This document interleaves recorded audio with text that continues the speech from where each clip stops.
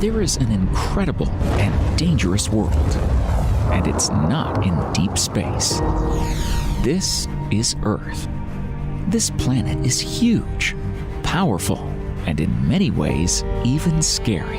And yet, it's the most beautiful thing we've ever seen in our lives. Our mother, and a mother to every living thing we know. But at the same time, it's full of mysteries and secrets. In this video, we'll take a great trip to see the most mysterious places of our planet. We'll find out their secrets and why they are so remarkable. Let's dive under the ice of Antarctica and Greenland to see if there's life here that was isolated for millions of years and took its own evolutionary course. Let's see what the sands of the Sahara and the Egyptian pyramids hide. What's under them? You'll see and hear what Soviet scientists found when they dug the deepest well in the world. And finally, we'll go down to the bottom of the Mariana Trench and under the Bermuda Triangle. Mysteries of the planet Earth.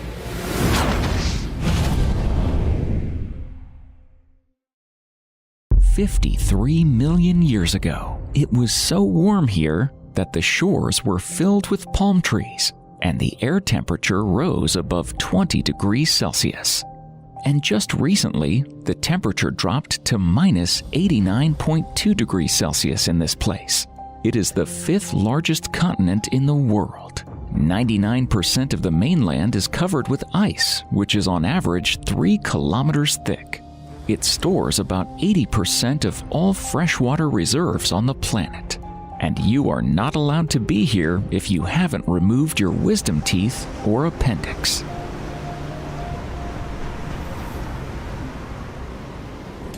This is Antarctica. The surface of its mainland is well studied, but as always, the most interesting stuff is hidden deep inside. Well, it's time to find out what lies under those thick layers of ice. Is there life there? And does it resemble ours? What was found under Antarctica? Please subscribe to the channel and hit the like button. It was Russian scientist Peter Kropotkin who proposed the existence of fresh water under the glaciers of Antarctica at the end of the 19th century. He argued that the tremendous pressure exerted by the combined mass of thousands of square meters of ice could reduce the melting threshold in the lowest parts of the glacier to the point where the ice turns into liquid water. And soon, such places were really found. As of 2021, about 400 such lakes have been identified. One of these lakes is of great interest to scientists. The reservoir is about 500,000 years old. It's a real treasure trove of knowledge about the world and possibly prehistoric life forms. Meet the Lake Vostok. The existence of a lake under the Russian Vostok station was proposed in 1966 based on satellite images, which showed that a reservoir could be located under 4 kilometers of ice. Only in 1996 this information was confirmed, and the boundaries of the lake were established, combining various data. Lake Vostok is 250 kilometers long, 50 kilometers wide, and spans across 12,500 square kilometers, which is approximately equal to the area of Sydney. According to various estimates, its depth ranges from 600 to 1,200 meters. This is slightly less than in the deepest Lake Baikal. In terms of volume, Lake Vostok occupies the 5th place on our planet. That is, a gigantic reservoir, which is one of the 5 largest lakes on the planet, is buried under 4,000-meter thick ice. Can you imagine that? And this is hidden from our eyes. In terms of altitude, it is located 500 meters below sea level, which makes it one of the lowest lakes on planet Earth. It seems that the water in the lake was conserved and remained untouched for 15 to 25 million years. In fact, it's so ancient that it emerged ages before the Homo sapiens. The average water temperature of the lake is minus 3 degrees Celsius. One might wonder, why doesn't the lake freeze? This happens because the adjacent layer of ice exerts high pressure on top, and the lake's bed is heated by geothermal heat from the Earth's core. The environment of Lake Vostok is saturated with nitrogen and oxygen.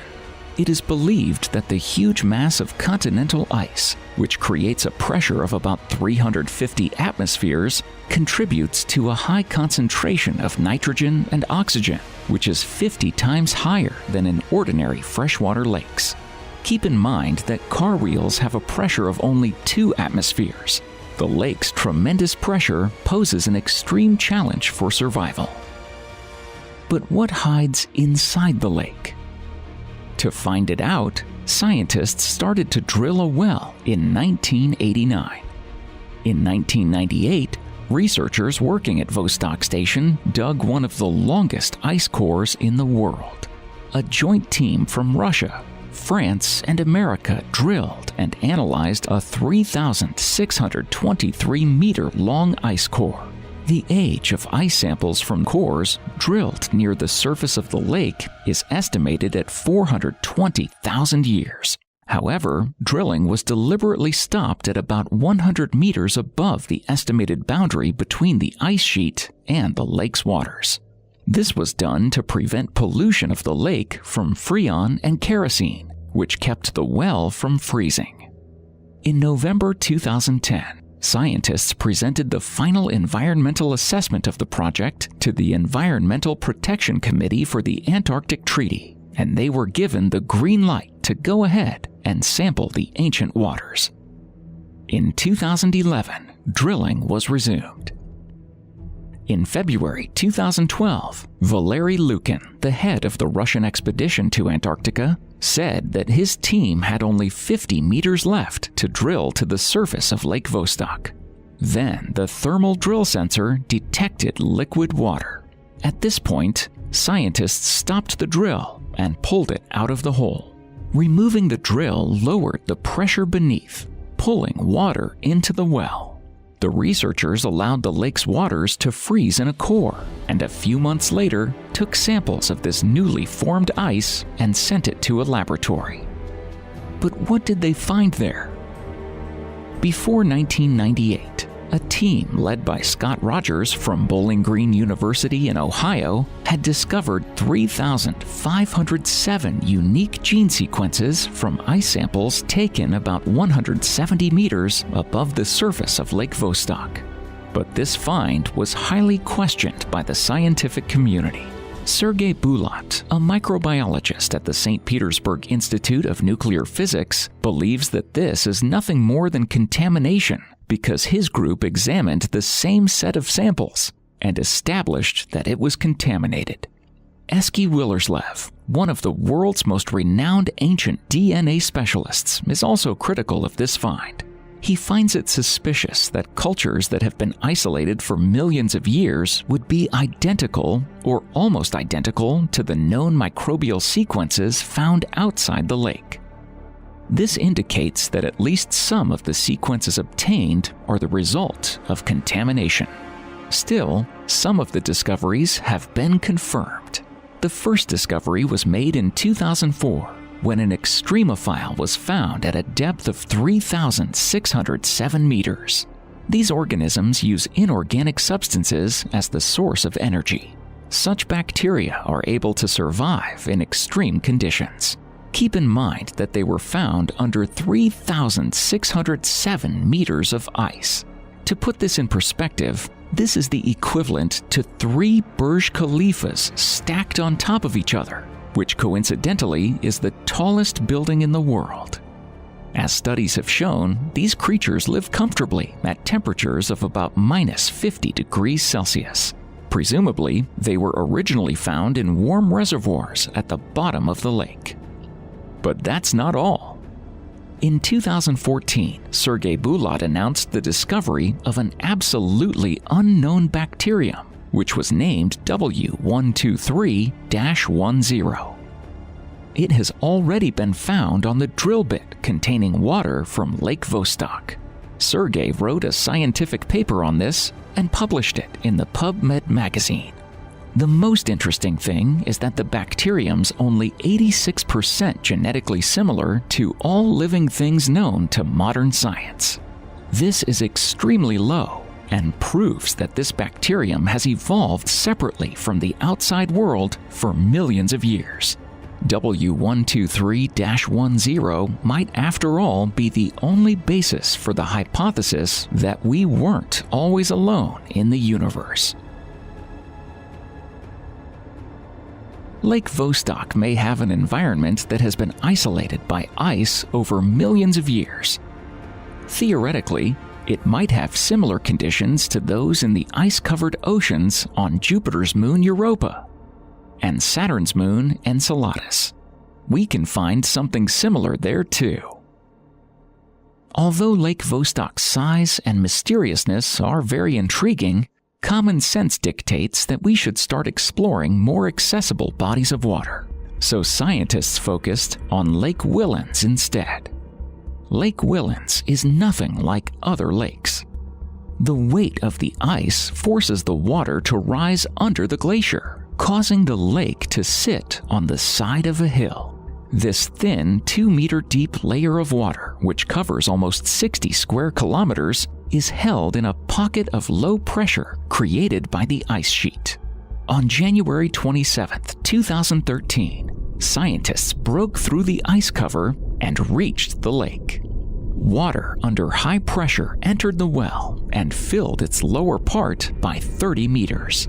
A day later, the first samples were taken from the lake, and a camera was sent deep into the lake to take some pictures. It turned out that many different types of bacteria live here. The waters of the lake lie about 800 meters below the ice surface, so they are completely devoid of sunlight. The microorganisms that live there are chemoautotrophic bacteria that receive energy as a result of chemical reactions with inorganic compounds. They produce food using the energy from reduction of iron, sulfur, and nitrogen compounds in the lake, just like plants and algae on the surface of the Earth that produce food using solar energy. This was the first successful extraction of such high-quality specimens from an Antarctic subglacial lake. In 2019, researchers drilled another subglacial reservoir called Mercer Lake, which is 600 kilometers away from the South Pole. A core of a length of 1,067 meters was drilled to collect samples from Mercer Subglacial Lake. It's at this depth that the lake lies under the ice. Moreover, subglacial Antarctic Lake Scientific Access scientists have collected dirt samples from the bottom of the reservoir. The expedition members placed the dirt under the microscope lens and discovered some elongated structures resembling parts of mushrooms or plants. In addition to these threads, the scientists saw the remains of tardigrades and crustacean exoskeletons. This was quite surprising because no one expected to see anyone more complex than single-celled organisms. If there was nothing strange in the bacteria that feed on the remains of diatoms, then the discovery of tardigrades and fragments of mushrooms took scientists by surprise. It's yet to be determined whether such organisms live in these environments or have been brought there from another place, for example, by moving ice. However, if these were local organisms, this would mean that the scale of life developing under the Antarctic ice is greater than we thought, and this lays the potential for further research. Not small interest is generated by the glaciers alone as well. After all, now they cover about 10% of the total area of the Earth. But what would happen if all this enormous mass of glaciers melt? Where would all the water go? What would happen to the oceans?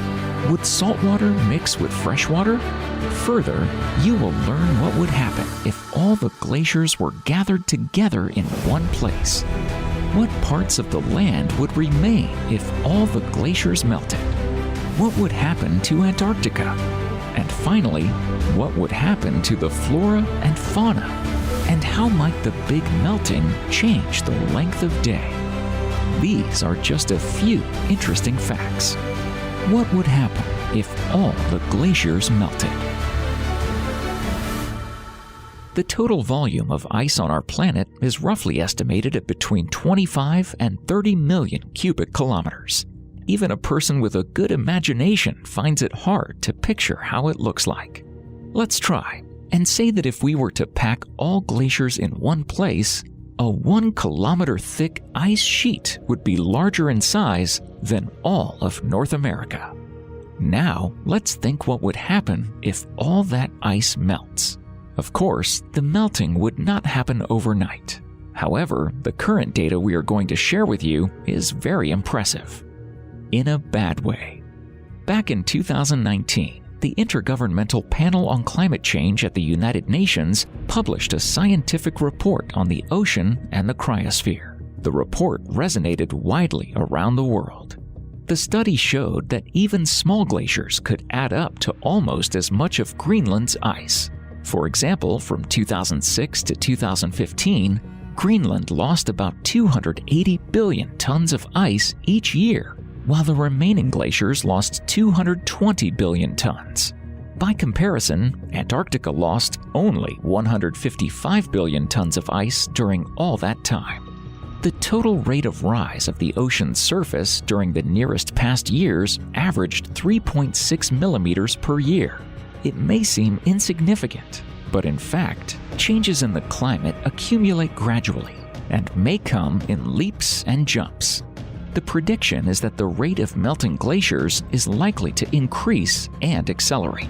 NASA also made a prediction about the inevitable rise of the sea level by 90 centimeters in the near future. Now, let's imagine that all glaciers melt overnight. Scientists at the University of California, Irvine made a prognosis for such a scenario in the distant future. They predicted that if all the Greenland glaciers melt, sea level will rise by 7.4 meters. If Antarctica melts, the water level will rise by 58 meters. If all the glaciers on the planet were to melt, the water level would rise by 65 meters. What parts of the land will remain? The climate change models show that all coastal areas of all the continents will go under the big water one way or another. It will dramatically change the shape of continents as huge areas of land get submerged. For example, Florida will disappear. The Netherlands, which has been desperately fighting against the encroachment of the sea for the past decades, will eventually lose this battle. So will Denmark. So will much of Northern Europe.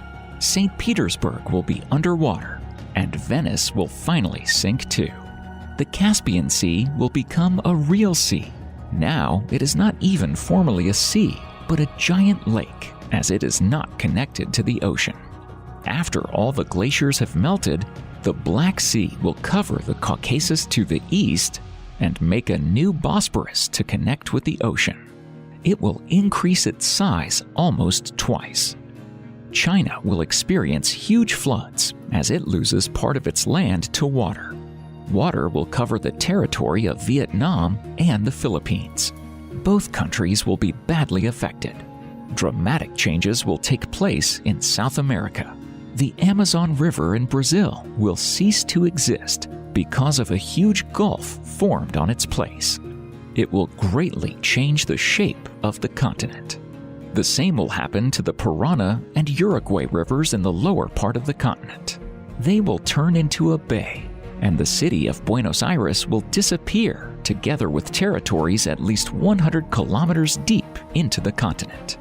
Africa, in comparison with other continents, will lose the least amount of land. However, it is not a reason to rejoice, as rising sea levels will additionally increase the temperature of the air and will make life impossible in most parts of Africa. In addition, Egypt, Alexandria and Cairo will be covered by waters of the expanding Mediterranean Sea. As a result of melting of ice and glaciers, the Big Water will form an inland sea in Australia, and the most part of a narrow coastal zone where many Australians live will disappear underwater. What will happen to Antarctica? What could we see in its place? Contrary to some predictions, the outlines of the continents will not be completely unrecognizable. A time traveler into the future will be able to look at the new maps of the Earth and recognize the contours of Australia, both Americas and Africa. But he or she will be amazed and puzzled by Antarctica, or rather at what he or she will see there instead of its place.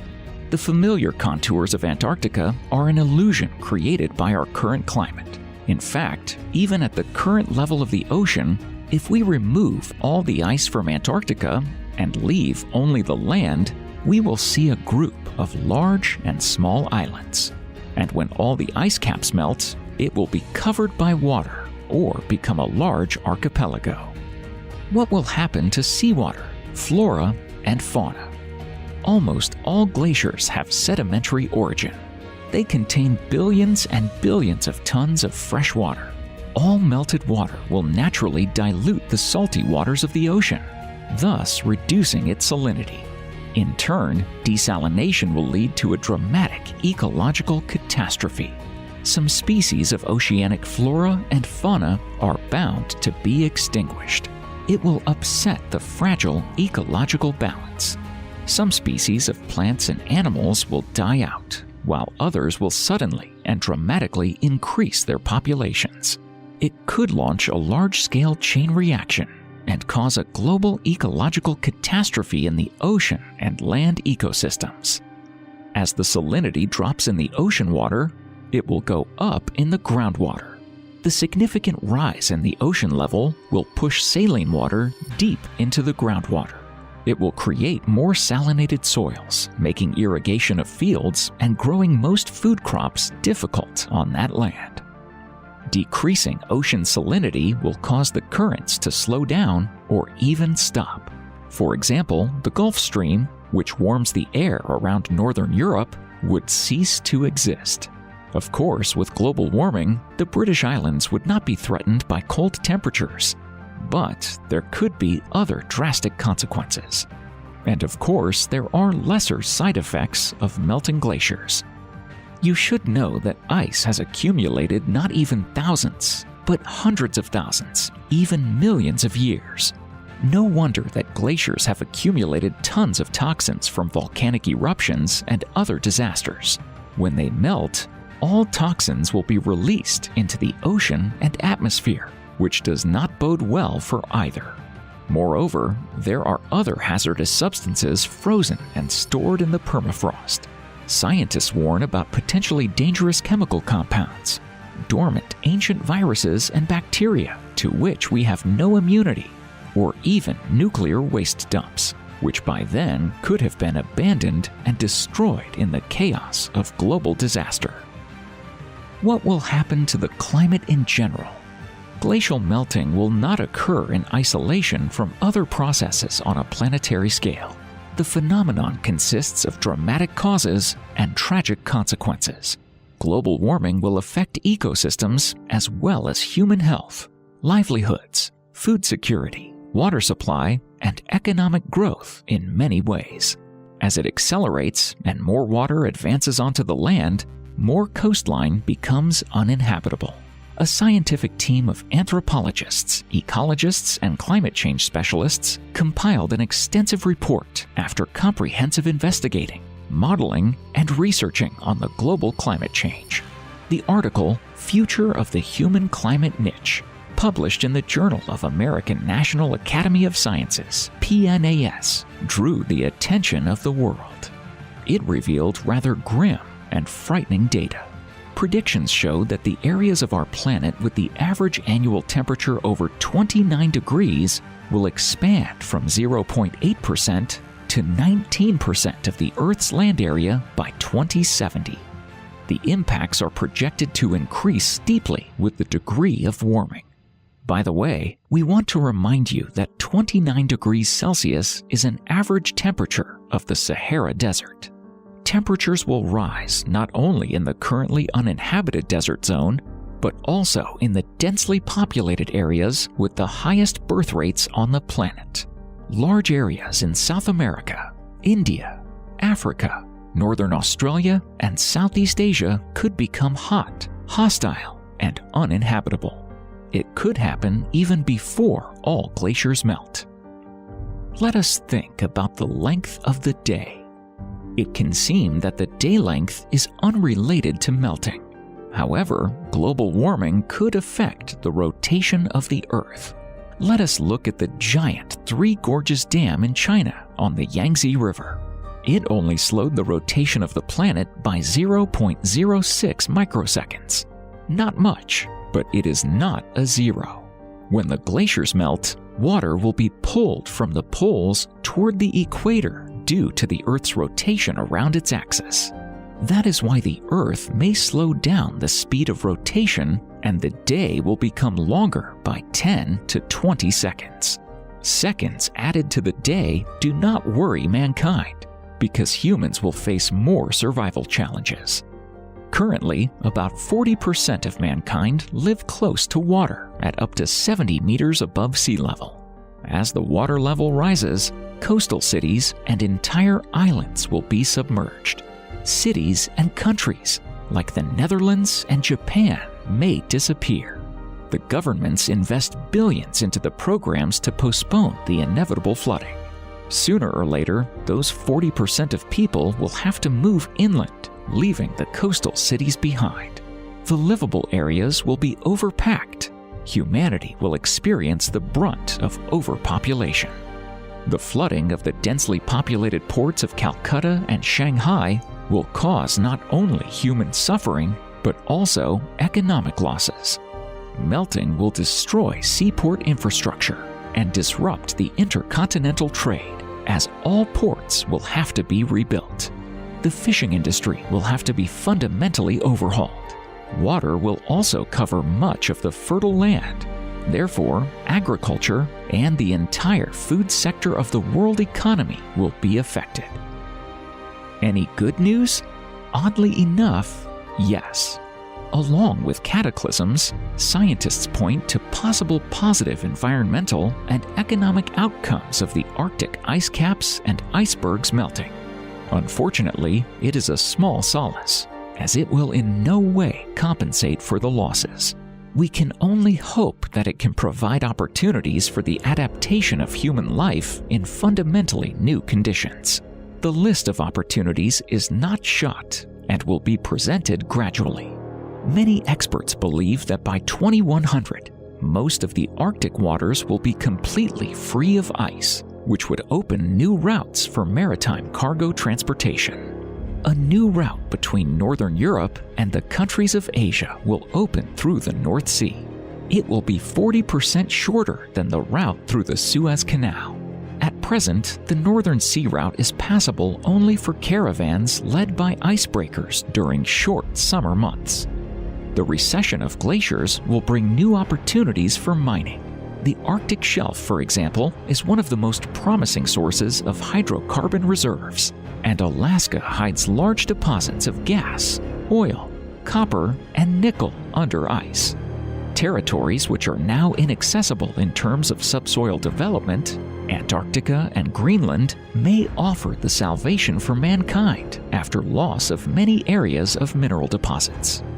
After discussing the unwelcome future that global warming can bring, we hope mankind will invent and implement innovative technologies for ecologically clean energy.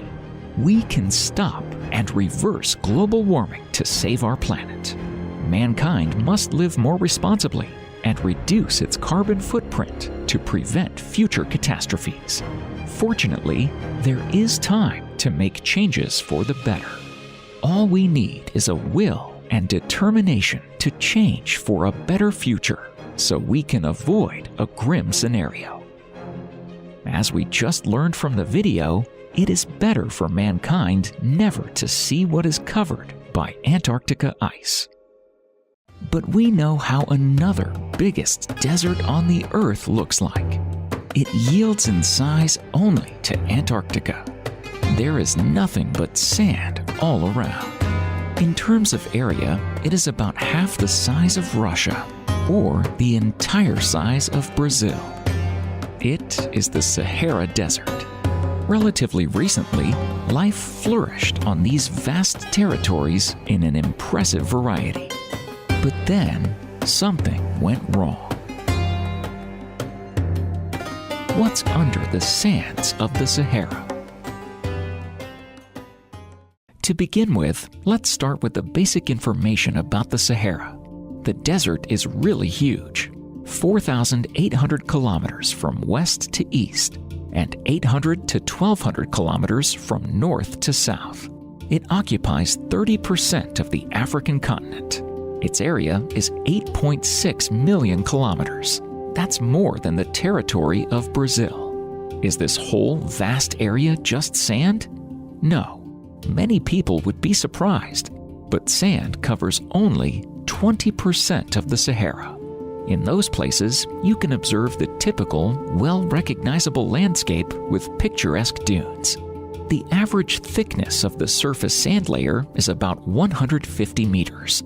There are isolated ridges of up to 300 meters, but the rest of the Sahara is mostly rocks and cliffs. The sand, rocks, and stones hide amazing secrets, which you are about to learn. The desert is much more interesting and mysterious than it may seem. Long ago, scientists hypothesized that in the past, the Sahara was not a lifeless desert as it is now. It used to be a beautiful, blooming paradise.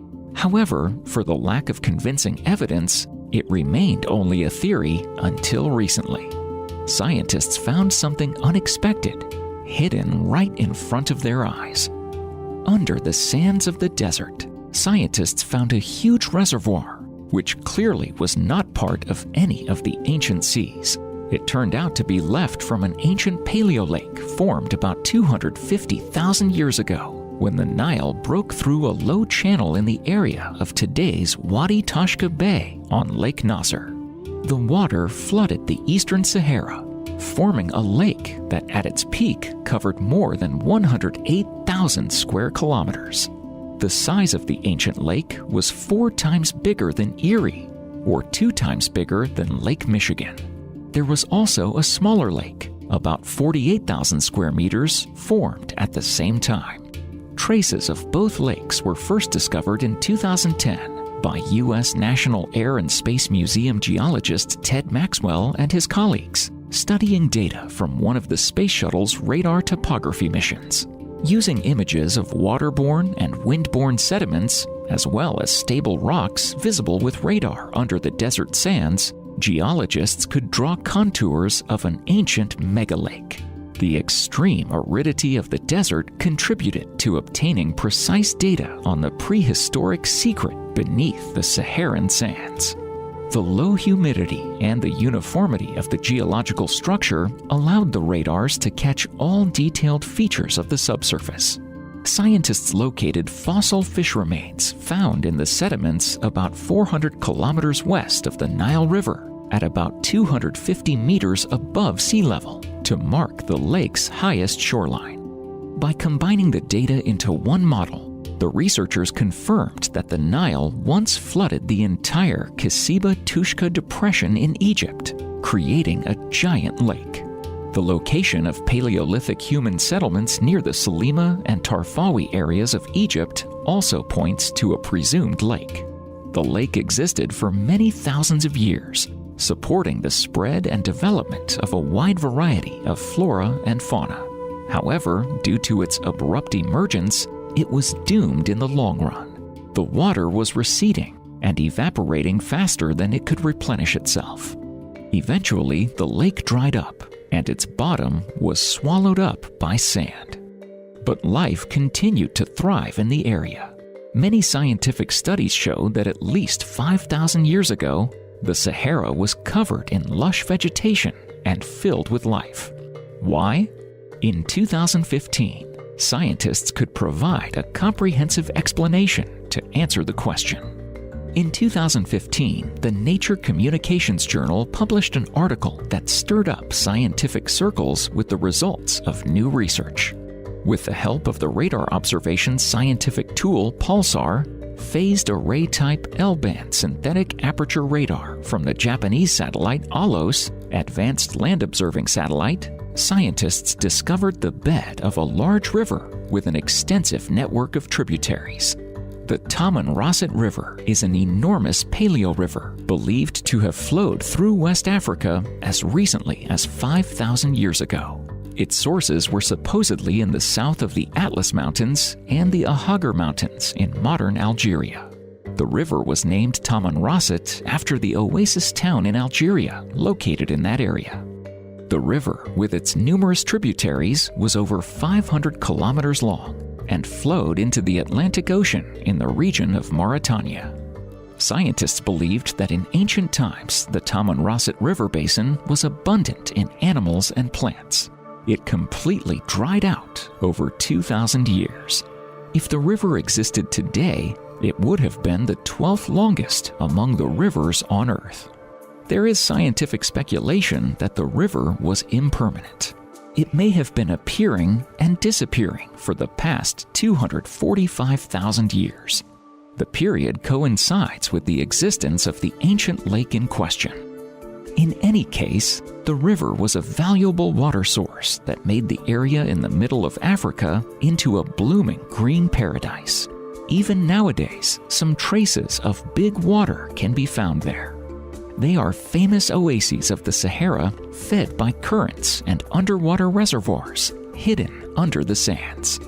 The story of the Sahara is even more interesting and surprising if you dig even deeper into the sands of time, millions of years ago. In prehistoric times, everything was different. During the Mesozoic, the waters of the Tethys Protocean actually covered what is now the Sahara. The ancestors of today's whales, the Bilosaurus, lived there in great numbers. Their huge fossilized remains were discovered during the excavations of Wadi el-Hitan in Egypt. The bones of these animals remained at the bottom of the ocean for millions of years, until the ocean gradually disappeared, transforming into early versions of the Mediterranean and Black Seas. The ocean floor rose up and became land. Due to the abundance of identified fossils of the ancient ocean, the Sahara is sometimes called the Valley of the Whale. Believe it or not, you can find not only ancient sea inhabitants under the sands in different places of the Sahara, fossilized bones of a giant titanosaurid sauropod dinosaur are a striking find that generates scientific interest. The giant dinosaur reached 32 meters in length and weighed up to 60 tons. But even that discovery was far surpassed by the discovery of the remains of a previously unknown species of ancient monsters. In 2016, archaeologists made a new impressive discovery in Egypt. Egyptian and American paleontologists, led by Dr. Heshan Salam of Mansour University, dug out the fossilized bones of a creature called Mansurosaurus. Their discovery made a sensation in the scientific world. In 2018, the fossils were finally classified as a new ancient species and genus. It became a holy grail for the world of paleontology. But as amazing as the Sahara's wildlife past has been, the most interesting thing is how humans managed to live in these territories. Let us read amazing stories from dramatic pages in the history books of ancient humanity. We need to look under the sands of the Sahara. People lived on the territory of the modern Sahara for many thousands of years. Because of the variability of the climate, they came and went. They built settlements and later abandoned them. Archaeologists found human remains indicating several different communities. Some groups presumably had a higher level of organization than primitive pastoralism.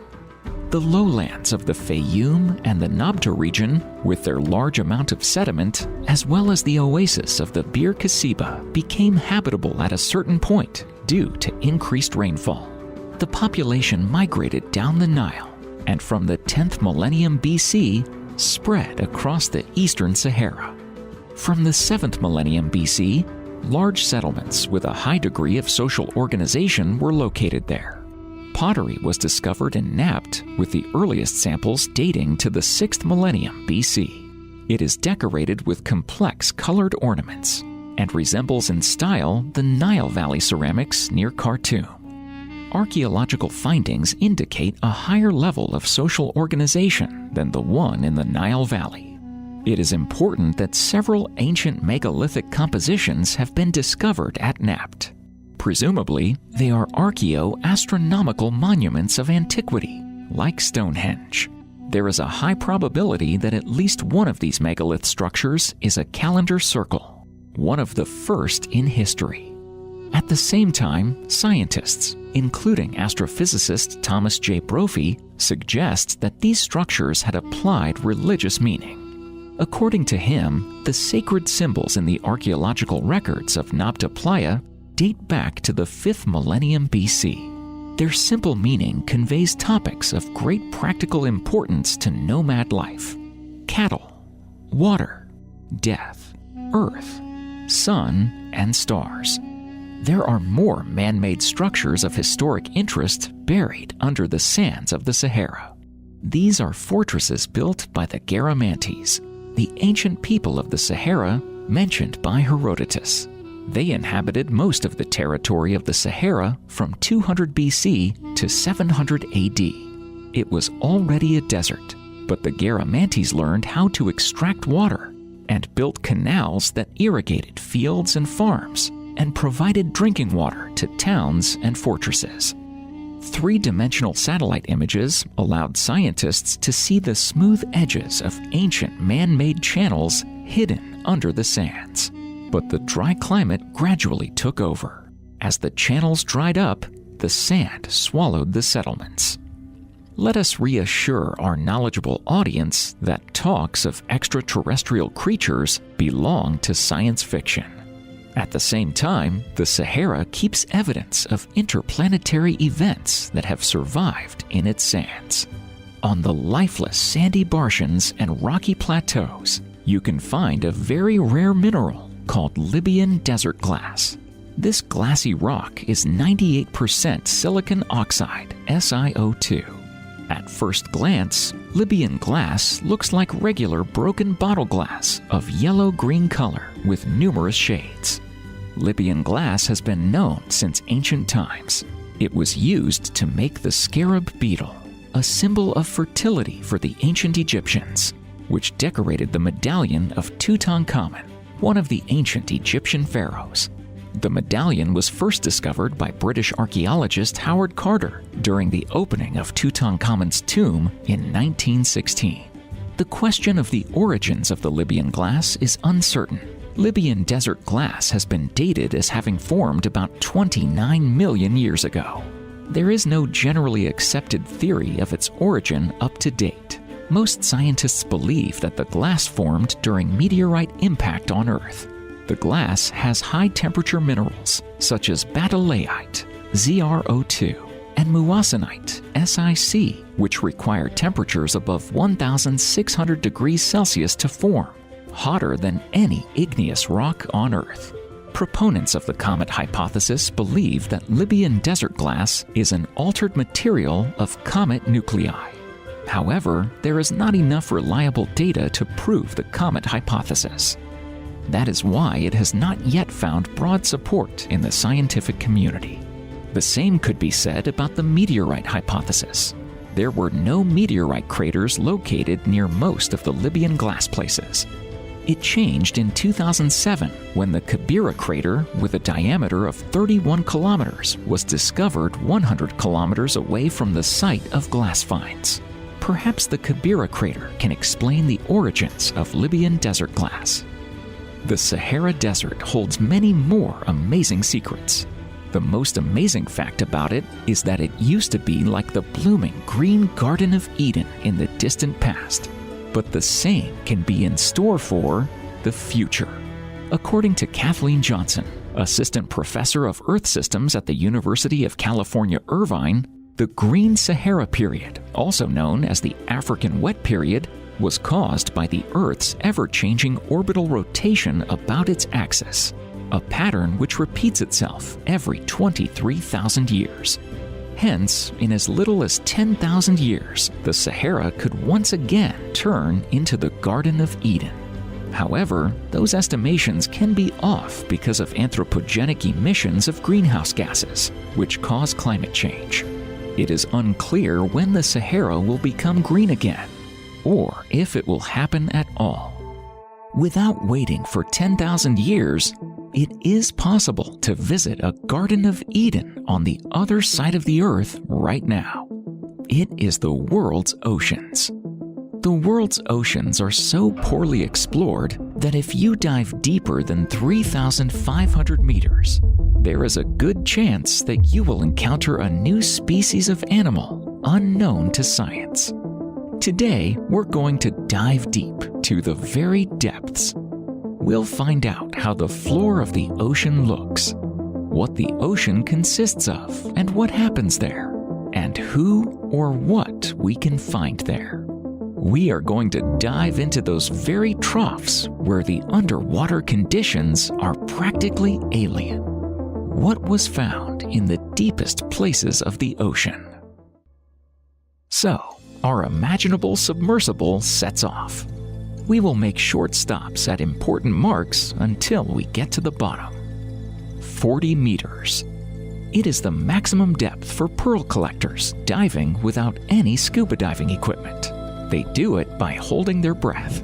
Below that mark, the increasing pressure of the water forces air to escape the lungs. That is why it is the maximum depth for recreational divers. 200 meters. 90% of all aquatic life exists in the layer of the world's oceans to a depth of 200 meters, because light still somehow manages to penetrate through the water. It creates the conditions for phytoplankton to grow. Its vast biomass feeds small crustaceans. In turn, those are food for fish and large mammals like whales. As we dive deeper, there's less light and less life. We enter the twilight zone. 332 meters. It is the record for deep diving with the scuba diver equipment. No one was able to dive deeper without a bathyscaphe. 565 meters. It is the maximum recorded diving depth of the emperor penguin. Photosynthesis is almost non-existent here. Not enough light. Therefore, there is no vegetation. However, we can find a relatively large number of fish, but for most of them, it is no longer the most friendly environment. They do not look here for good life. They go deeper in an attempt to hide from predators. 1,000 meters. It is the end of the twilight zone. There is less than 1% of the sunlight, but the inhabitants learned to emit their own light. They use bioluminescent chemical reactions to attract prey or deter predators. Up to a depth of 1,000 meters, there are siphonophores. They are the closest relatives of jellyfish. They live in colonies, clustered around a long tube. It serves as their common digestive system. As we go deeper, life forms become more bizarre and alien. 1,027 meters. It is a record of a military submarine dive. As we continue the dive, we enter a midnight zone where total darkness reigns. Food is extremely scarce, and ocean life is forced to conserve energy. Most animals do not hunt actively, but drift and collect sea snow, microparticles of dead fish remains, plant, feces, dust, and sand. 2,200 meters. It is the depth to which giant octopuses and even more giant sperm whales dive. Sometimes they even fight deadly battles at the depth. We can also find the anglerfish with a luminescent fin ray to lure other fish. For its prey, a glowing bait looks like a juicy food. In fact, the luminescence comes from symbiotic bacteria. 6,100 meters. It is the depth at which transcontinental internet cables are laid on the ocean floor. More than 90% of ocean is about 6,000 meters deep. It is considered the conditional bottom of the ocean. However, there are many places where the ocean sinks below its own floor, much deeper. We're talking about the famous ocean places. Let us visit the deepest and most famous one. The Mariana Trench is on the border of two lithospheric plates. It was formed due to subduction, submergence of one plate under the other. The Pacific Plate under the Philippine Plate. It was formed in its present form relatively recently, about 180 million years ago. At that time, the first mammals already existed on land. Contrary to misconceptions, the Mariana Trench is not a hole in the seabed, but a huge formation, 2,542 kilometers, more than 5 times the length of the famous Grand Canyon in the United States. It is also relatively narrow, averaging about 70 kilometers. With such dimensions, it is not surprising that there are several deepest places, more than 10,000 meters deep. The Challenger Abyss is the most famous. It is located in the southwestern part of the trench, 340 kilometers from the island of Guam. According to various data, its maximum depth ranges from 10,028 meters to 11,034 meters below sea level. The second deepest place in the ocean is also in the Mariana Trench. This is the Siren Abyss, 200 kilometers east of the Challenger Abyss. Its maximum depth is slightly less, 10,809 meters. Interestingly, the deepest place is not the nearest place to the center of the Earth. Our planet is not perfectly spherical, but slightly flattened at the poles. Because the planet bulges along the equator, the radius at the poles is about 25 kilometers less than the radius at the equator. Therefore, the Arctic Ocean seafloor is closer to the center of the Earth than the bottom of the Challenger Abyss. Because of its enormous scale, the Mariana Trench has a special environment with some dramatic variations in conditions. For example, at its very top, at a depth of only 414 meters, there is the Daikoku volcano. You can observe a rare phenomenon, a lake of pure molten sulfur underwater. The black substance boils at a temperature of 187 degrees Celsius. There is an even more amazing place. It is called Black Smokers. These are hydrothermal springs at a depth of about 1,600 meters, which shoot out highly mineralized water under pressure of hundreds of atmospheres, with a temperature of up to 450 degrees Celsius. According to the hypothesis, 1 billion years ago, the Black Smokers became the cradle of life in the ocean. As for the existence of life in the Mariana Trench, for a long time, scientists believed that it is possible only at relatively shallow depths. The high pressure at the very bottom of the Challenger Abyss and the temperature of about 1 degree were considered hostile conditions for any life. However, the first manned expeditions proved otherwise. 2 Americans, Jacques Piccard and Don Walsh, were the first people to visit the Challenger Abyss in 1960. They descended to 10,918 meters in 5 hours on the deep-diving research bathyscaphe Trieste. At this mark, the explorers spent 20 minutes and saw almost nothing because of the clouds of silt raised by the apparatus. However, they spotted a flat fish in the beam of the searchlight. It was a scientific sensation that they found signs of life at such depth.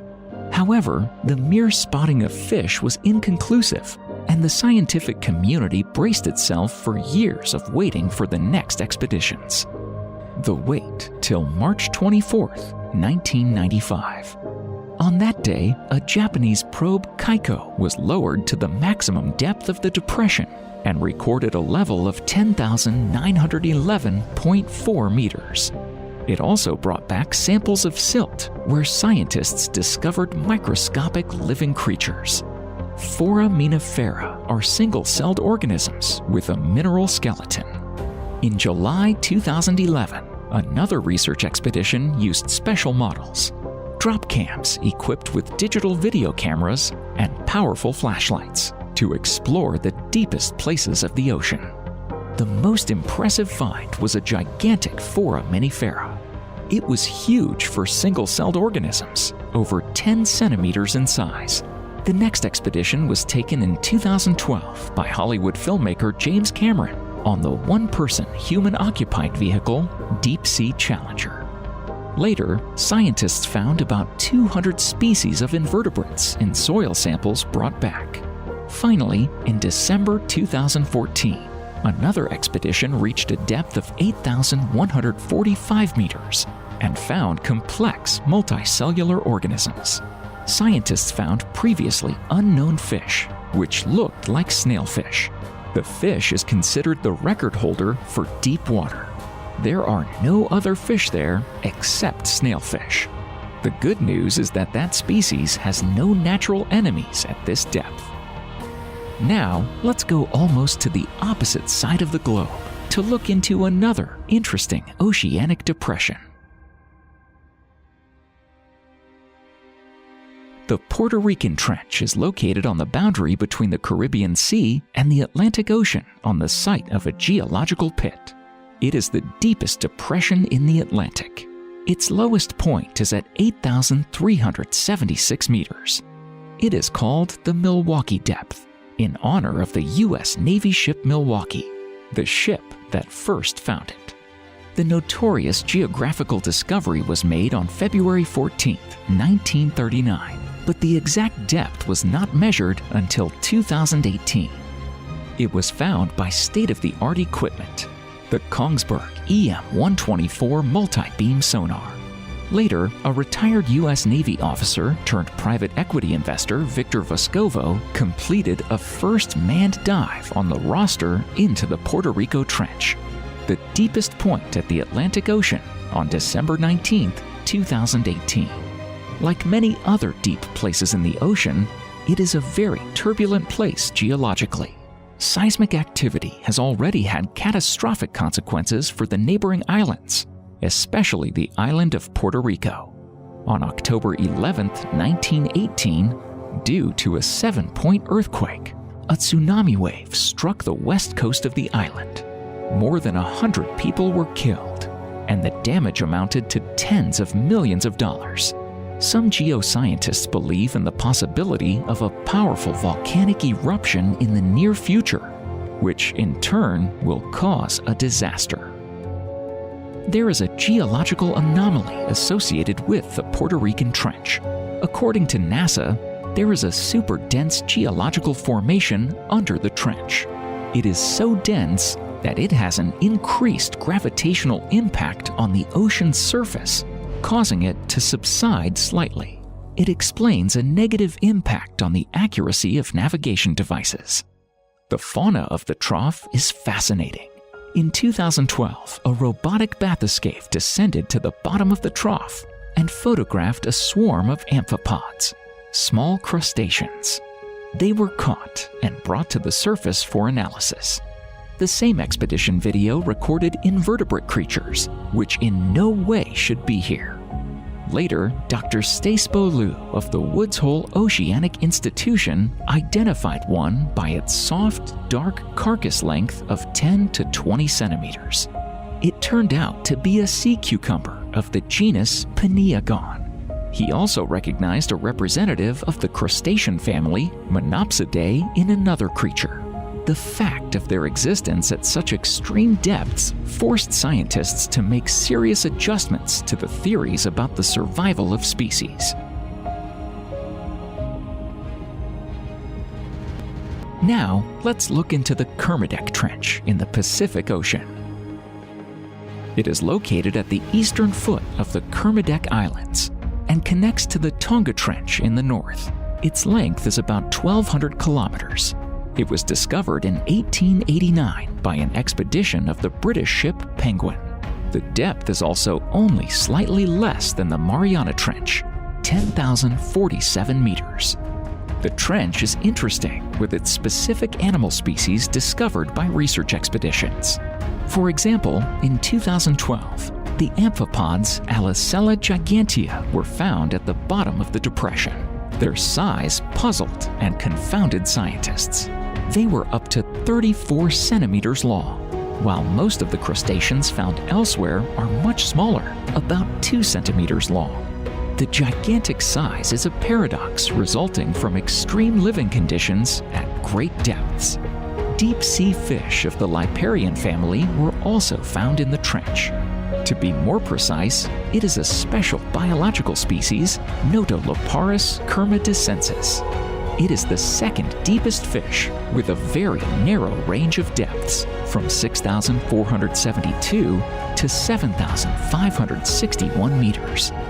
The discovery of the pearlfish in the Kermadec Trench caused a sensation. It was found at a depth of 8,200 to 8,300 meters. It was an unusual find because the pearlfish live much closer to the surface, at 1,800 to 2,000 meters deep. How these creatures got to extreme depths and survived remains to be explained. What if we do not dive underwater, but dig deep into the earth? Well, it's time to discover what's hiding in the depths of the earth. Is there any life? Any interesting and exciting things there? What is found in the deepest wells? In the entire history of studying and reclaiming the Earth's interior, the vast majority of wells were made for a purely practical purpose, to explore and extract minerals. But some still pursued purely scientific goals, and they were some of the deepest ones. This can be simply explained by the fact that the structure of the Earth's crust was also studied in the course of regular commercial drilling. And in order to advance further in scientific research, you need to dig deeper, to a place where there is no longer any commercial profit and only pure scientific interest remains. So far, humanity is only taking the first steps in physically studying terrestrial depths. The deepest wells don't yet even reach the mantle, as the crust is 30 kilometers thick throughout the continents. It is much easier to get to the mantle from the ocean floor, where the Earth's crust is only about 5 kilometers thick. The American project Mohole tried to achieve this back in the 60s, but unfortunately, it didn't bring any results. More recently, in the early 2000s, the Japanese made such an attempt as part of the Chikyu project, but it only yielded partial results, failing to reach the mantle. As far as the prospects of getting to the core of the Earth, this isn't beyond the scope of science fiction. The depth of the outer part of the Earth's core is 2,900 kilometers, which is unimaginably deep. To put this into perspective, the ISS orbital station orbits the Earth at an altitude of about 400 kilometers. That is, it's still incommensurably easier for us to get into deep space than to the core of our own planet.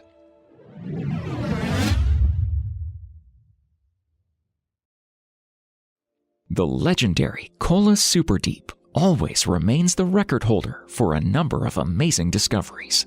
With a depth of 12,262 meters, it is still the deepest well on the planet. It was among the few ones that were originally designed solely for research purposes. Scientists have set a goal to study the most ancient rocks of our planet and learn the secrets of what was going on there. The Baltic Shield near the Kola Peninsula was chosen as the drilling site. Scientists chose this particular location because some of the oldest igneous 3 billion-year-old rocks come to the surface here. And the Earth itself is just a bit older, about 4.5 billion years old. That is, digging deep into this ancient geological formation, scientists had a chance to see the Earth in its infancy. Well drilling began on May 24, 1970. It took 4 years to reach 7,263 meters deep. It was drilled with a serial processing unit that is usually used in oil and gas recovery. After that, a new drilling rig with turbine drilling was mounted where only the drill head was rotating instead of the entire string. The turbine was 46 meters long. It ended in a drilling head with a diameter of 214 millimeters. It was ring-shaped and had an undrilled rock column in the middle, a core with a diameter of 60 millimeters. A core receiver pipe ran through all sections of the turbine, with the collected columns of mined rock. The main goal was to obtain this core. The string immersed in the well with drilling fluid weighed about 200 tons. Just keep in mind that specially designed light alloy pipes were used. If the column were made of regular steel pipes, it would break under its own weight. Inevitably, there will be some accidents as you drill deeper and deeper into the crust.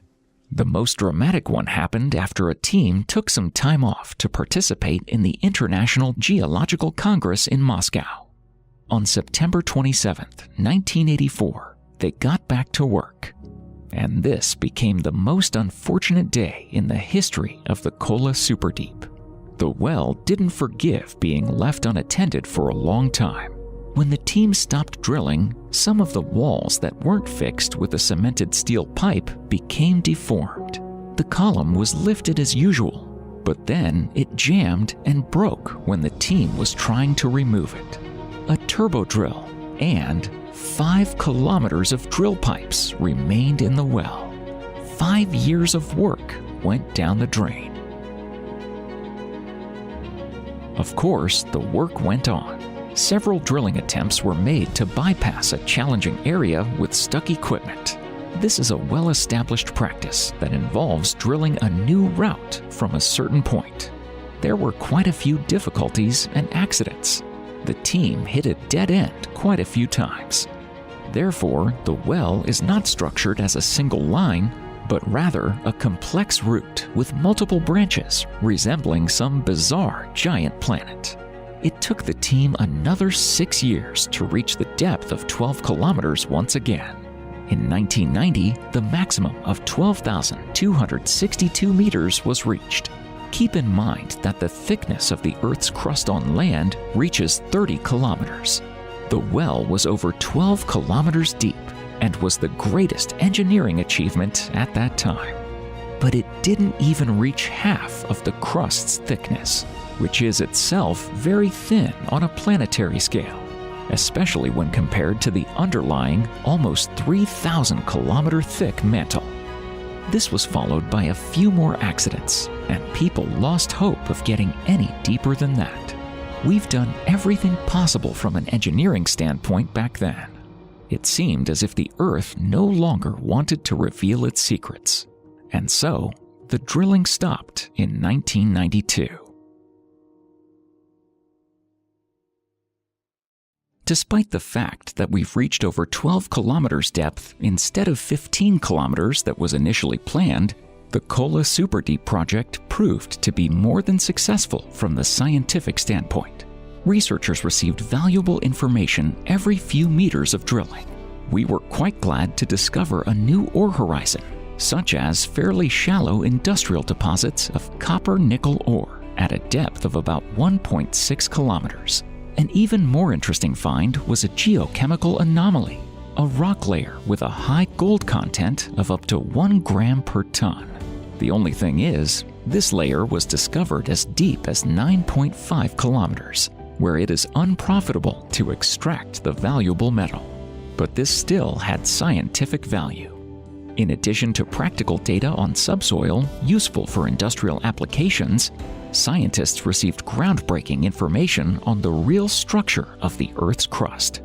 The geological profile forecast of the well didn't prove to be true. The structure they expected to see for the first 5 kilometers turned out to stretch for 7 kilometers and was quite surprisingly followed by some low-density rocks. The basalts predicted to lie at a depth of 7 kilometers weren't found at all, even when they reached 12 kilometers depth. The deep seismic sounding of the site was done before performing the work. Scientists believed that there was a zone in which granites transitioned into a more durable basalt layer, where they registered the greatest reflection. In reality, it turned out that less hard and dense fissured rocks, namely Archean gneisses, were lying there. That is, everything we thought to be true about those depths was proven wrong. This revelation took scientists by surprise. No one could have predicted this. But this new information has shown the data from other deep geophysical studies in a different light. The researchers didn't always succeed in extracting rock samples at great depths. Take, for example, the core column we've mentioned earlier.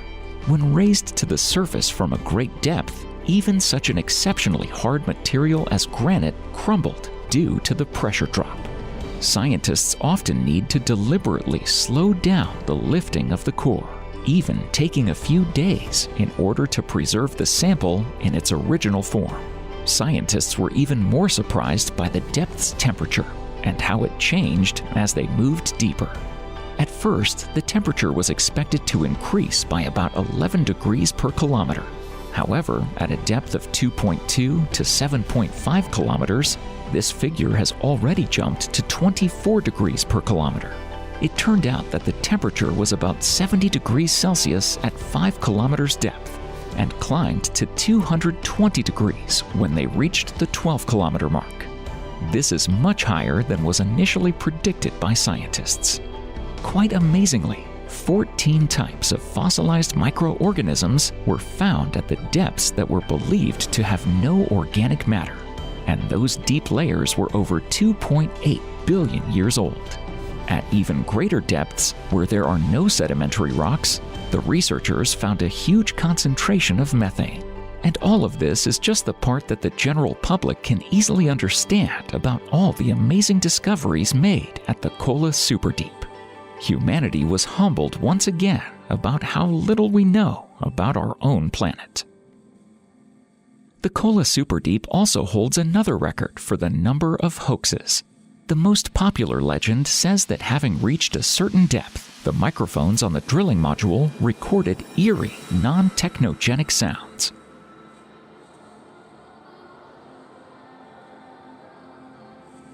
A recording of these sounds was even shared on the internet. People immediately developed a conspiracy theory around this event, saying, "Scientists drilled a well right into hell." Once again, we'll debunk this myth for those who hear the story for the first time.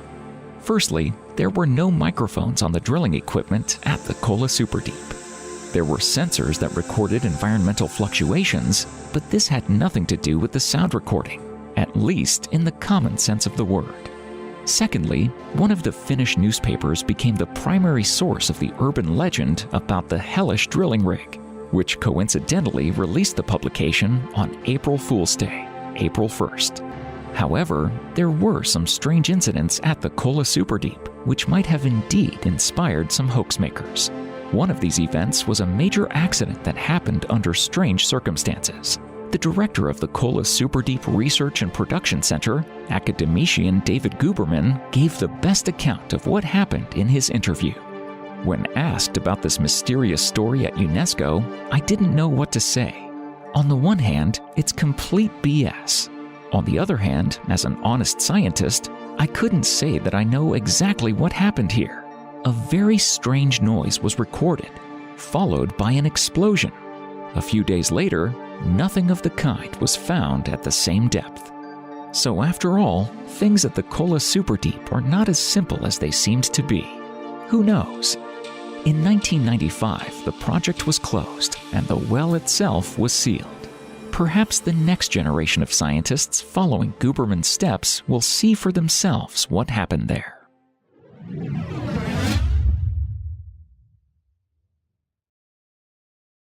In 1974, American researchers almost managed to reach a drilling depth of 10,000 meters. An ultra-deep well created in the Anadarko oil and gas basin in Oklahoma reached 9,583 meters, breaking all records known at that time. Moreover, this was incredibly fast. It took just 502 days for the team to reach this mark. The work cost Lone Star $15 million, a huge figure at that time. Unfortunately, Bertha Rogers turned out to be a complete failure. The fact is that it initially pursued a commercial goal, as the team was looking for oil. But instead of oil, the drilling turbine plunged into a whole underground sea of molten sulfur.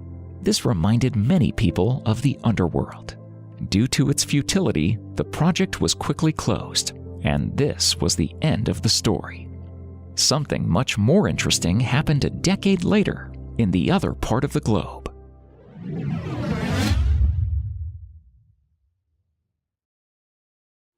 The Swedish project of a 7-kilometer exploration well emerged thanks to an interesting alternative theory on the origin of fossil hydrocarbons.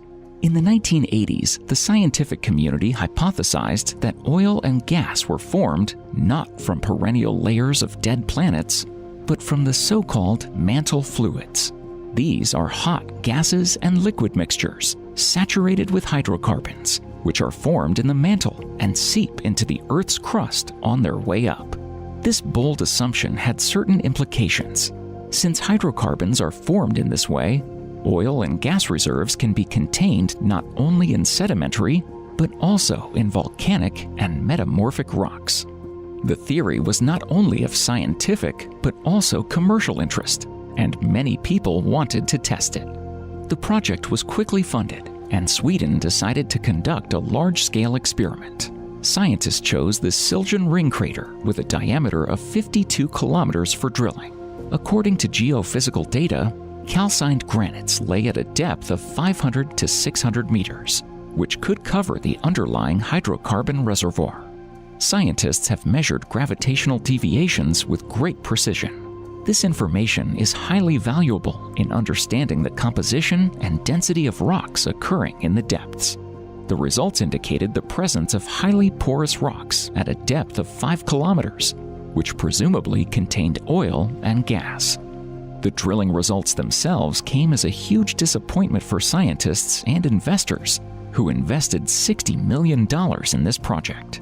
The strata they worked on didn't contain commercial reserves of hydrocarbons, but only sporadic oil and gas deposits of a pronounced biological origin. In 1990, the project was closed. Still, this well has puzzled many researchers and was at first a source of disappointment for many of them. But the following happened. On July 11, 1987, while fishing for a lost line, a sticky, black, mineralized material was found on special fishing tools. When the drill pipe was brought to the surface, it was found that the inside of the lower section was filled with about 60 kilograms of a strange, black, jelly-like substance resembling asphaltene. It was mined at a depth of 5,945 meters. A preliminary analysis of the black material established that the main component was magnetite, with an admixture of paraffinic hydrocarbons. There have also been found biomarkers closely resembling those previously found in the vicinity of the Siljan ring crater. The researchers suggested that the black material is a product of vital activity of an underground population of bacteria that use non-biological hydrocarbons migrating from the Earth's mantle in their life cycle. The alleged discovery has been widely reported in the popular scientific literature as proof of the mantle methane hypothesis. This was going to be a worldwide sensation. But here, the skeptics of the alternative theory raised their voices. The answers came from a complex combination of accurate calculations, careful analysis, scientific intuition, and the tenacious mind of the project participants. The scientists were able to find a connection between the unique fossil substance and regular technological processes at the oil rig. A week before the black substance was discovered, a special mixture of commercial soda, polymers, and biodegradable lubricants was applied to the drill bit. This was necessary to free the drill string, which was stuck at a depth of 5,945 meters. The technical mixture circulated for a day following these procedures, and after that, the drill pipe became stuck. So, judging by the chemical and isotopic characteristics of the black mass, It followed that this jelly-like material was formed as a result of structural changes in the previously mentioned biodegradable non-toxic lubricants. They were affected by caustic soda, diesel fuel, and hydrocarbon inclusions from local lake water. As a result, the extreme conditions of depth, pressure, huge mechanical loads, and high temperature turned a mixture of quite ordinary materials into something completely unusual. Perhaps similar extreme depth and pressure conditions have caused many shipwrecks. There's one place in the oceans that has particularly sinister fame. In the distant 15th century, Christopher Columbus's expedition faced something that made the whole team panic. The Great Discoverer's Ship Journal contains accounts of the compass needle going haywire, huge spurts of flame appearing out of nowhere, and the sea giving off a strange glow. Many years later, this dead place proved once again how sinister it is. Ships disappear without a trace here. Sometimes they are found, drifting, empty, and completely desolate. But more often than not, we don't even find wrecks. But it's not only the ships that go missing. Planes disappear too. Even entire squadrons of military aircraft. Facts and rumors about these incredible phenomena have quickly spread around the globe. And soon, this region of the Atlantic became known as something sinister, and it continues to uphold its eerie reputation even today. You've already guessed it.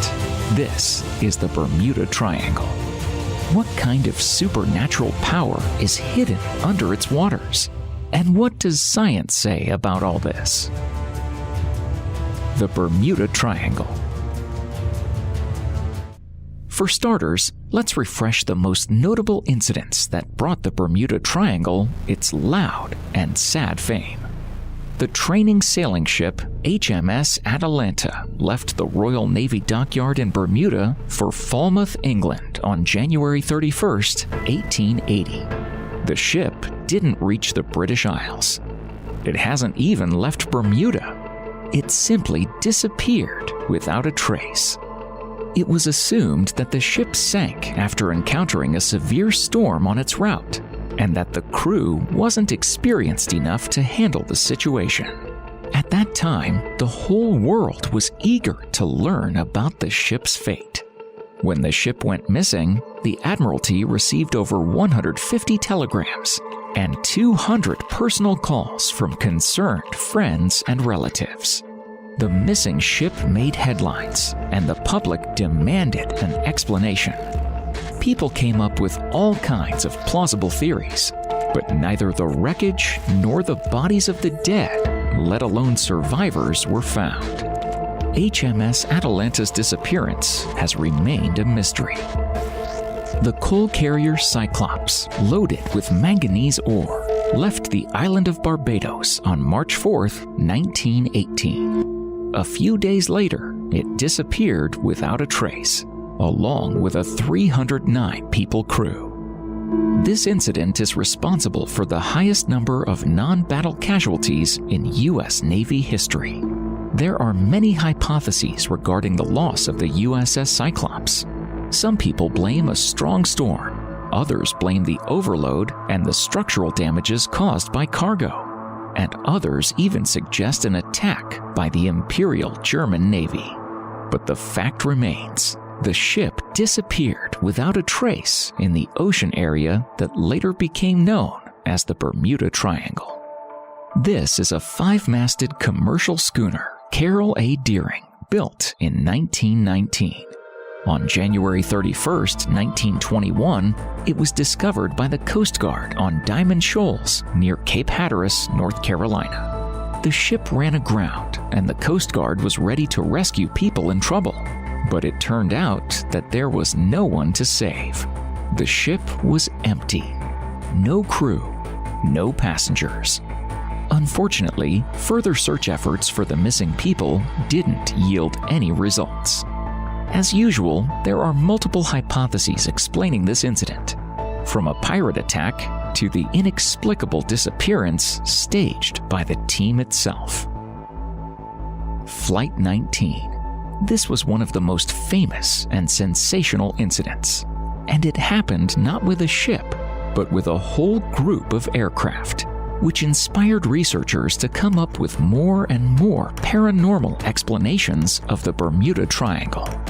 Flight 19 was a training flight for 5 TBM Avenger torpedo bombers.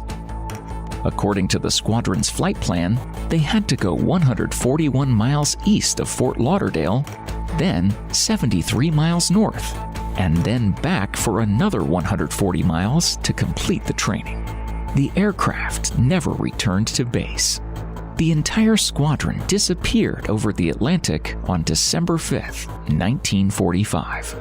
Moreover, a further rescue expedition with PNM Mariner seaplanes also ended up in disaster and casualties. One of the mariners also disappeared in the same area along with a crew of 13. Flight 19 was just the first link in a chain of similar aircraft incidents. In the future, aircraft continued to disappear in this area. On January 30th, 1948, an Avro Tudor 4 passenger plane, also known as Star Tiger, disappeared when flying from the Azores to Bermuda. Almost 1 year later, on January 17th, 1949, another plane disappeared when flying from Bermuda to Kingston, Jamaica, and this also was an Avro Tudor 4, which even had a similar name, Star Ariel. It was as if the devilish triangle favored these particular models. On December 28, 1948, Douglas DC-3 NC-16002 went missing on a flight from San Juan, Puerto Rico to Miami. No trace of the aircraft or 32 people on board was found.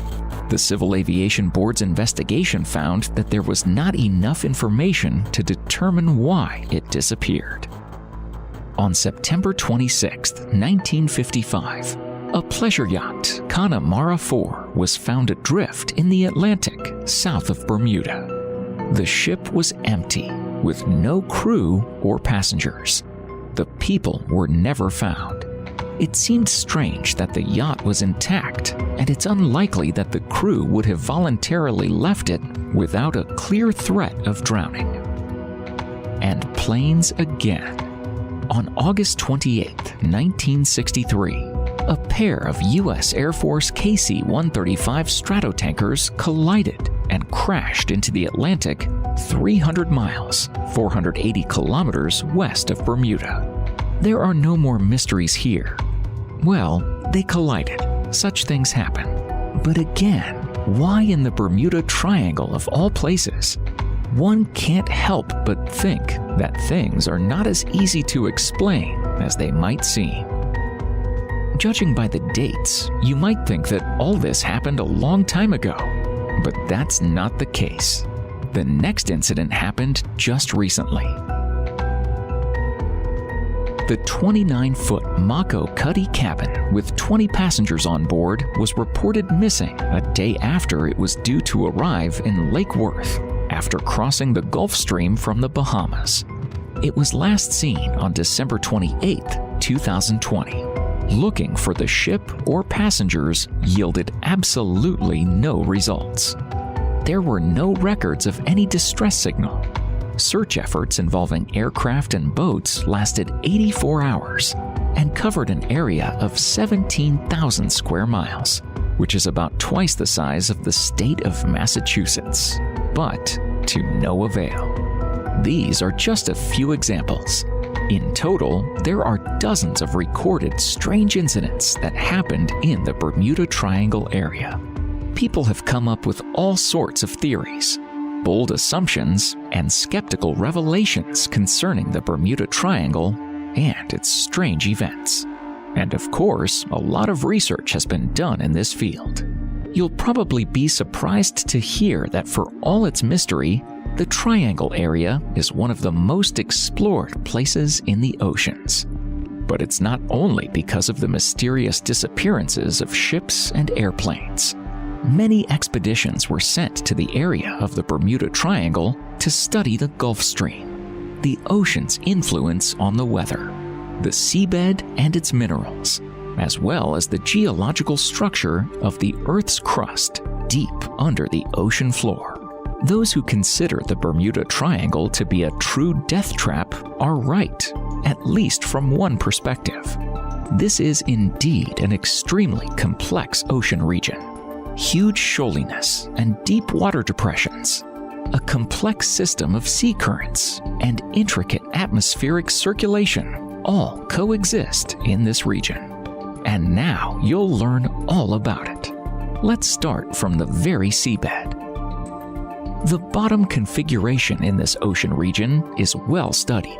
It's even known what lies several kilometers under the seabed. On the Florida Shelf in the Bahamas and Bermuda region, a lot of drilling and geophysical research was performed. There is also an amazing variety of seabed landforms in the Bermuda Triangle, which is hardly found anywhere else on the planet. There is a shelf with shallow banks, a continental slope, marginal and median plateaus, deep straits, abyssal plains, and deep sea trenches. This wide variety is very rare to come by in such a relatively small ocean area. Scientists conducted a planimetry of a large-scale morphological map of the seabed and established that the Bermuda Triangle area can be arbitrarily divided into two parts, the southern and northern ones. The southern one includes the Florida Shelf, the Bahama Banks, the Straits, and the Puerto Rico Deep Sea Trench. In this part, the seabed's shape looks very striated. Extensive shoals alternate with straits and great ocean depths. The northern part of the triangle is more calm and has a relatively uniform bottom topography. The wide shelf turns into a spacious deep water plain. In its north and east, some seamounts and a rather large Bermuda Plateau arise. Seamounts? Now this is where it gets interesting. In fact, a mountain is too strong a word, but there are several groups of seamounts in the northern and eastern parts of the triangle. Some of them even have names, but most remain unnamed. The fact is that they're only 150 to 200 meters high. By surface standards, these are not even mountains, but hills. But for the seabed, these are quite remarkable formations. These small mountains in the area have a rather peculiar, almost regular conical shape. Lower cones of less than 100 meters are more numerous, and these are actually called underwater hills. Their round or elliptical shape is easy to notice when looking from above. The slopes of 10 to 30 degrees aren't that steep. The foot can range from several kilometers to several tens of kilometers in diameter. Seamounts and even slopes in this area have a regular shape, which is sometimes complicated by several terraced steps. In the first case, the mountains look just like cones. In the second one, they look like huge plinths with several smaller cones on top. Interestingly, there are much fewer seamounts in the Atlantic Ocean than in the Pacific. In fact, there are around 10,000 individual seamounts in the Pacific Ocean, while the Atlantic Ocean bed has only about 600. And the point is not that the Atlantic Ocean is smaller in size, but that the geology of the Pacific Ocean is more diverse. But in the Atlantic, there are also places with some unusual seabed shape. Perhaps it's not a coincidence that the most interesting configurations are found mostly in the Bermuda region. The islands that lent their name to the entire Bermuda Triangle are precisely the peaks of the largest seamounts rising from the Bermuda Plateau. Some rise from the bottom of the ocean on their own, and others form groups. The original material that formed the seamounts is basalt, but it's hard to see because the mountains are covered with limestone deposits. The limestone platform that forms the bottom of the Bermuda Triangle is a unique geological formation. The limestone deposits here are almost 6 kilometers deep, And all this thick layer is the remains of ancient small creatures. This ocean area is also interesting because the northernmost coral reefs on the planet are found here. And for hundreds of millions of years, the natural conditions that we see here now remain virtually unchanged. In general, scientists haven't even found consensus on the very origin of Bermuda. In 2019, a large international group of geologists published an article in the Nature Journal showing that Bermuda was formed as a result of highly unusual volcano activity. Previously, scientists didn't study such a mechanism of volcanic activity, but it may have contributed to the formation of some other volcanic archipelagos of the world ocean. The fact is that volcanoes are most often formed at the divergent plate boundary. This is clearly visible on the mid-ocean ridges. It can also be found in subduction zones, such as near the coast of Japan, where one plate sinks under another. Alternatively, volcanoes emerge due to persistent vertical magma flows that rise from the mantle depths and gradually melt the lithospheric plate above. It is this process that gave rise to the Hawaiian Islands that continue to form even today. For many years, it was believed that the ancient, long-extinct volcanoes that once raised the Bermuda Islands from the bottom of the Sargasso Sea were triggered by the mantle plumes. Indeed, a stable plume was observed in this area. On the other hand, such a plume could leave a characteristic chain of islands, such as Hawaii. It emerges as a result of the slow crust movement over a stable vertical magma flow. Also, there's no volcanic activity in the area affected by this flow today. To sort out these inconsistencies, geologists conducted an additional analysis of an 800-meter core from Bermuda back in 1972. They detected a very unusual mineral composition, as well as lead isotopes and some other heavy elements. The research results gave rise to several hypotheses on the origin of Bermuda. According to the most plausible theory, the disruptions in magma flows lifted and mixed the matter fragments of ancient plates preserved in the mantle transition zone. This may seem unclear, but once you understand all this, you'll be surprised. Let's remember that the entire Atlantic Ocean emerged about 175 million years ago as a result of the split of the Pangaea supercontinent, which previously contained almost all of the planet's land. The plates that today form Africa, Europe, and the Americas parted, giving rise to an ocean between them. Numerous plate fragments plunged into the mantle under the ocean bed, sinking into the transition zone at a depth of about 400 to 600 kilometers. About 30 million years ago, mantle flow disturbances made several of this semi-molten debris float higher, while merging, mixing, and interacting with water. Such a process could create not only Bermuda with its unusual geology, but also some other volcanic islands in the oceans. Yep, the Bermuda Triangle was a very unusual place tens of millions of years before it became mainstream. But what rises above the water in the Bermuda Triangle has its opposite, and that's even more interesting. After all, there is nothing but the Puerto Rico Trench. The deepest point in the Atlantic Ocean, the Milwaukee Deep, lies in the Bermuda Triangle. The Puerto Rico Trench is 8,380 meters deep at this point. According to other estimates, even deeper. Perhaps a coincidence? It seems to be a little too much of a coincidence.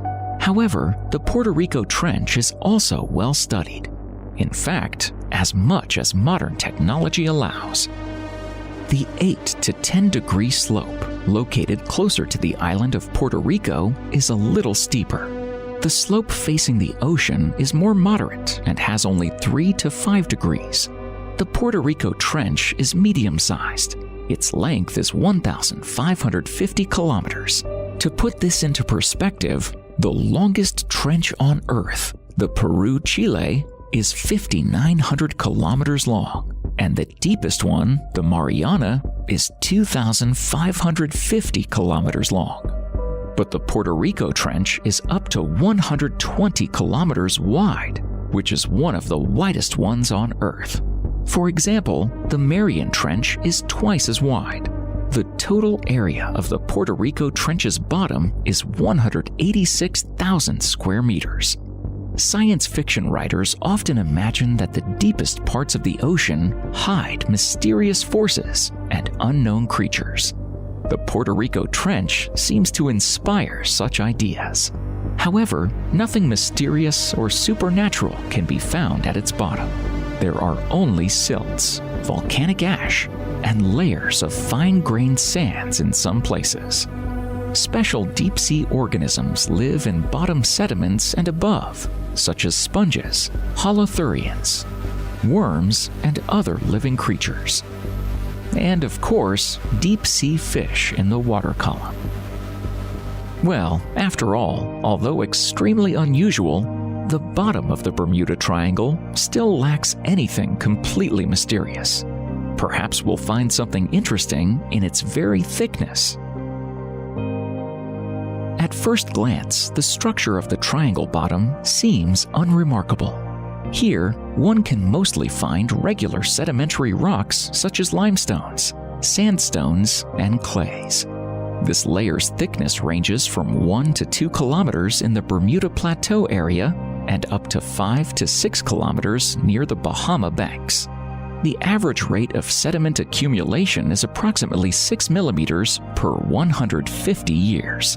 That is, it's safe to say that little has changed in the triangle seabed over the past 120 to 130 million years. But this is only at first glance.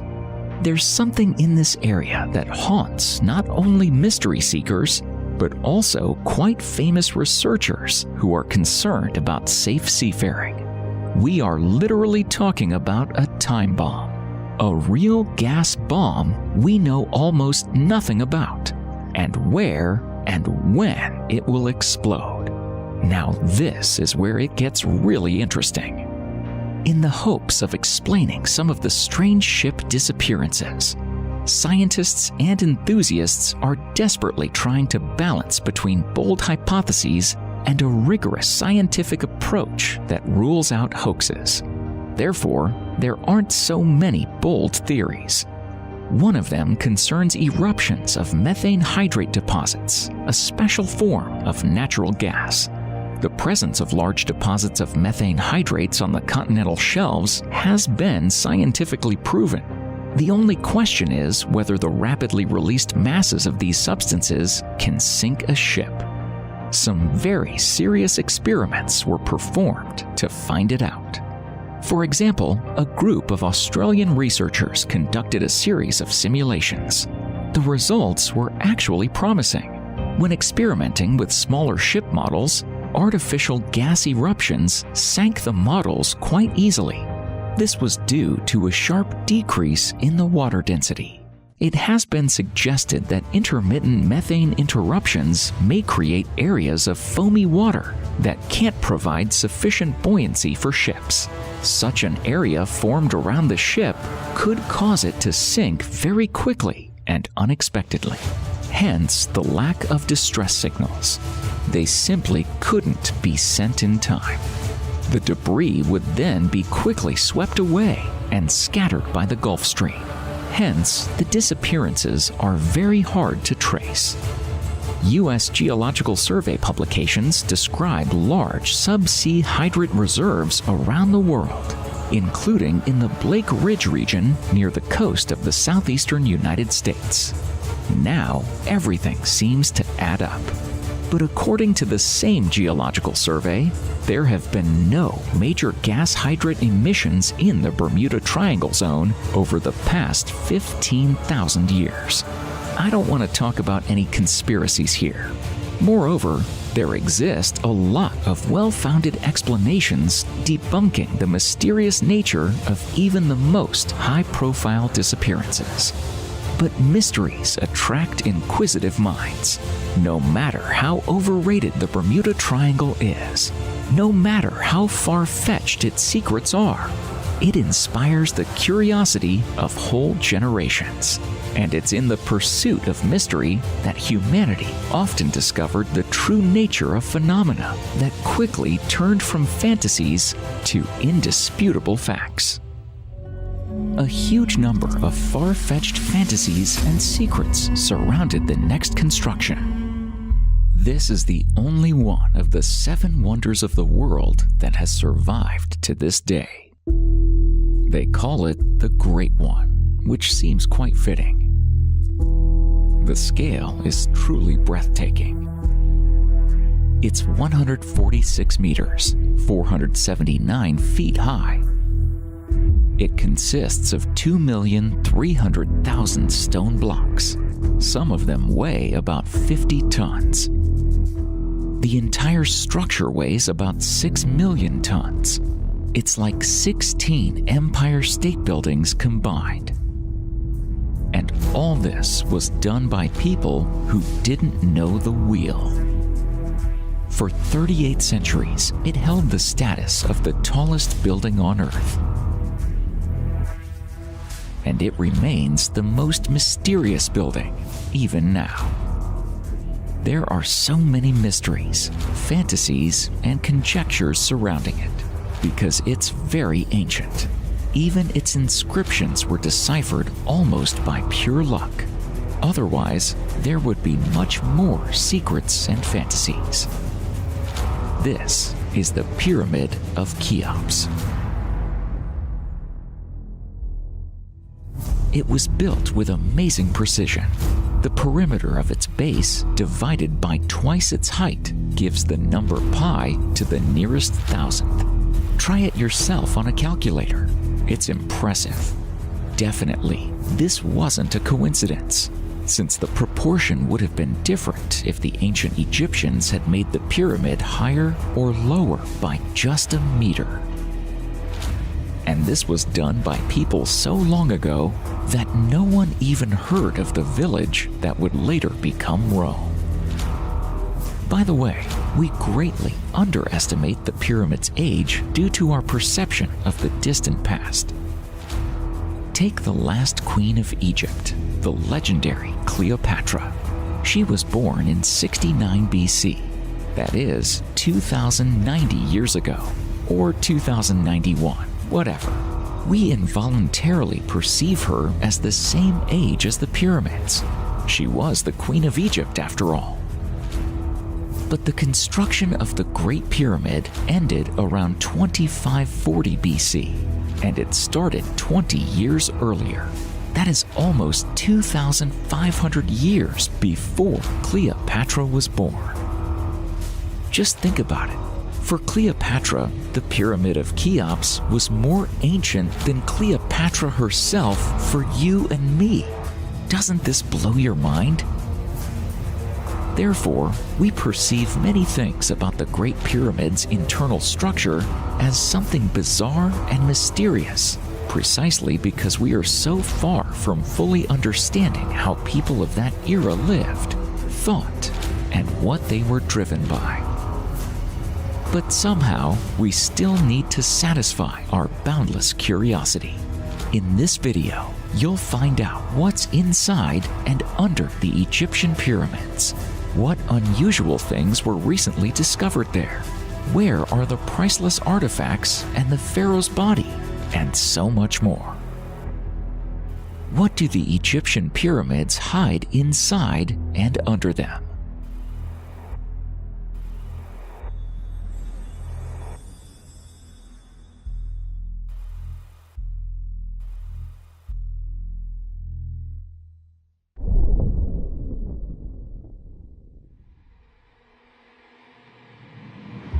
How can you get inside the pyramid? Initially, there was only one entrance to the Great Pyramid, the one made by the builders.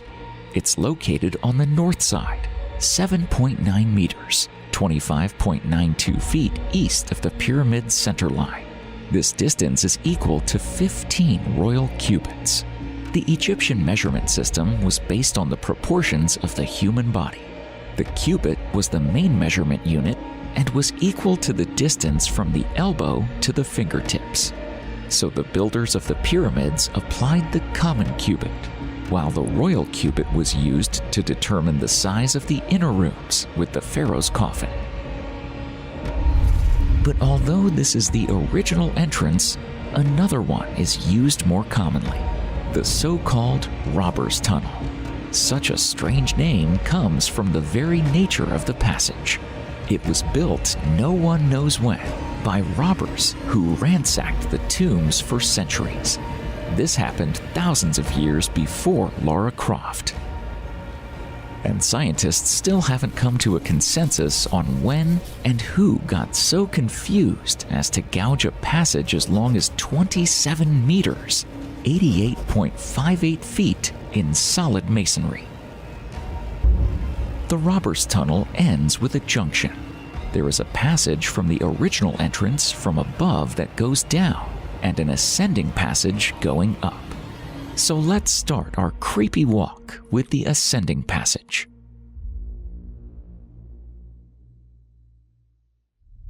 Why creepy?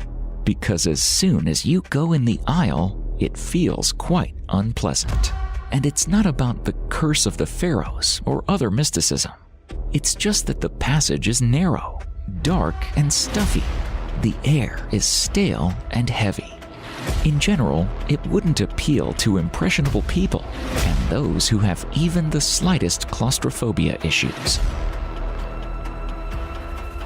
Another junction lies 39.3 meters, 128.94 feet away, and has a horizontal passage and the entrance to the Grand Gallery. Let's go ahead first. The atmosphere is the same, cramped, dark, stuffy, and gloomy. But something special waits for us in the end. The horizontal passage ends with the Queen's tomb. Yes, not only Pharaoh Khufu, but also his wife was buried in the pyramid. The Queen's chamber lies exactly in the middle between the pyramid's northern and southern sides. Its dimensions are 10 cubits, or 5.2 meters, 17.06 feet from north to south, and 11 cubits, or 5.8 meters, 19.03 feet from east to west. It has a gable roof 6.3 meters, 20.67 feet high. At the east end of the chamber, there's a niche 4.7 meters, 15.42 feet high. It was originally about a meter deep, but treasure hunters have significantly deepened it in the hopes of finding something valuable. Unfortunately, if there was something valuable in the Queen's chamber, then it was stolen by robbers long before Herodotus, who was widely known as the father of history. It's easy to understand robbers. In those days, even the pyramid's look hinted at the innumerable treasures inside. Did you know that it didn't look even close to how it looks now? The entire surface was covered with a smooth layer of dense limestone. In some spots, you could still see its remains. And at the very top of each pyramid, there was a pyramidion, a large pyramid-shaped stone, possibly covered with gold. If there was gilding, then the pyramidion shone brightly in the sun's rays, crowning the snow-white pyramid and spreading the light of Pharaoh's greatness for tens of kilometers around. This splendor, even in our time, would have dazzled anyone with its magnificence and grandeur. No wonder it attracted the ancients so much.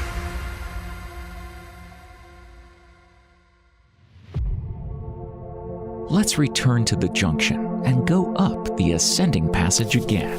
In a few meters, it connects to the Grand Gallery. Here, you can finally feel lighter and breathe comfortably. Although the passage becomes slightly wider, It already has an impressive height of 8.6 meters, 28.22 feet. In the Grand Gallery, we'll have to go 46.68 meters, 153.15 feet up the slope. Walking all this distance and looking up, you can see the strangely shaped walls in the corridor. They seem to be tilted inward, so that at the ceiling, the Grand Gallery is only 1 meter wide. In fact, this didn't come from lack of consideration, but on the contrary, the utmost care during construction.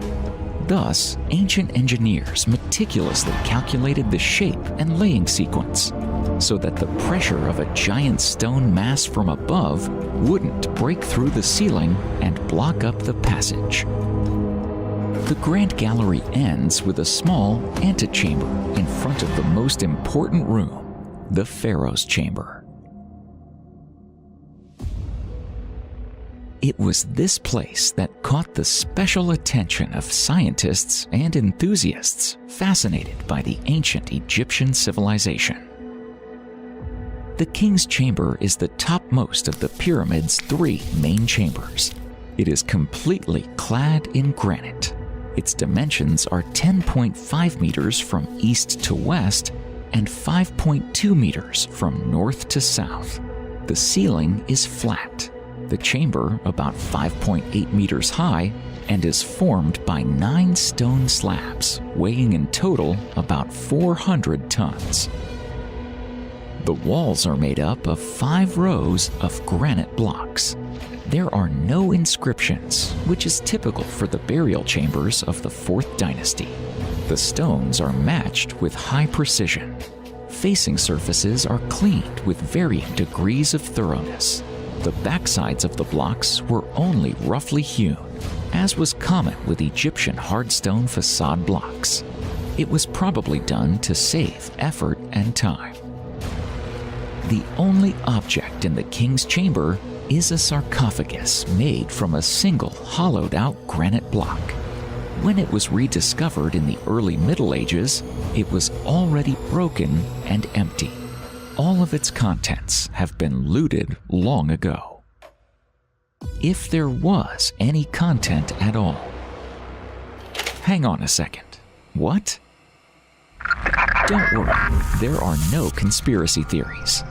Herodotus also claimed that the Cheops pyramid was built in the pharaoh's honor, but he wasn't buried in it. There weren't found any funeral-themed images or inscriptions on the walls of his burial chamber, and in those days, making such inscriptions in a room where no one was buried was considered great blasphemy.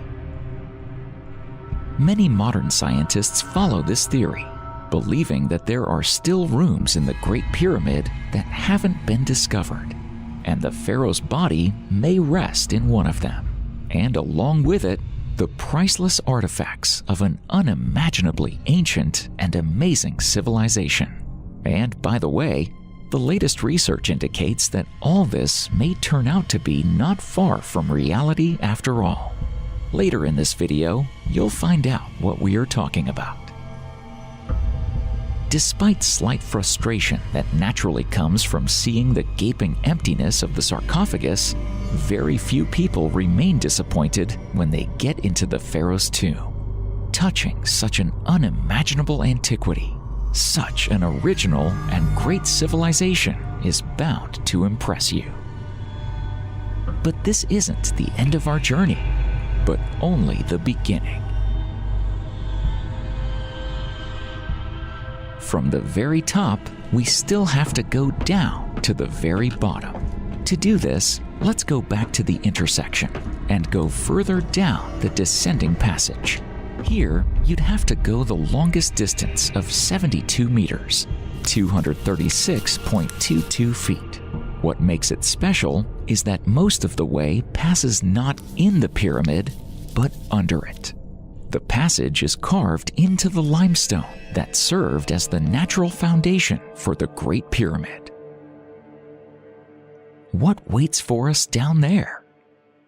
There is another mystery, an unfinished chamber that is about 27 meters, 88.58 feet below the level of the pyramid's base. Dimensions are approximately 8.4 meters, 27.56 feet from north to south, and 14.1 meters, 46.26 feet from east to west. It is about 4 meters, 13.12 feet high. The mystery is that the chamber isn't small, and the passage is long. Thus, the builders required a huge amount of effort and time to construct. But in the end, the chamber wasn't finished. What could have gotten in the way, and what was the chamber for? There's no single answer to these questions in the scientific community, as this equation has too many unknowns. Many researchers stick to the simplest theories, completely devoid of mysticism or any pretentiousness. For example, a prominent Egyptologist, Chris Naunton, told in an interview about his vision.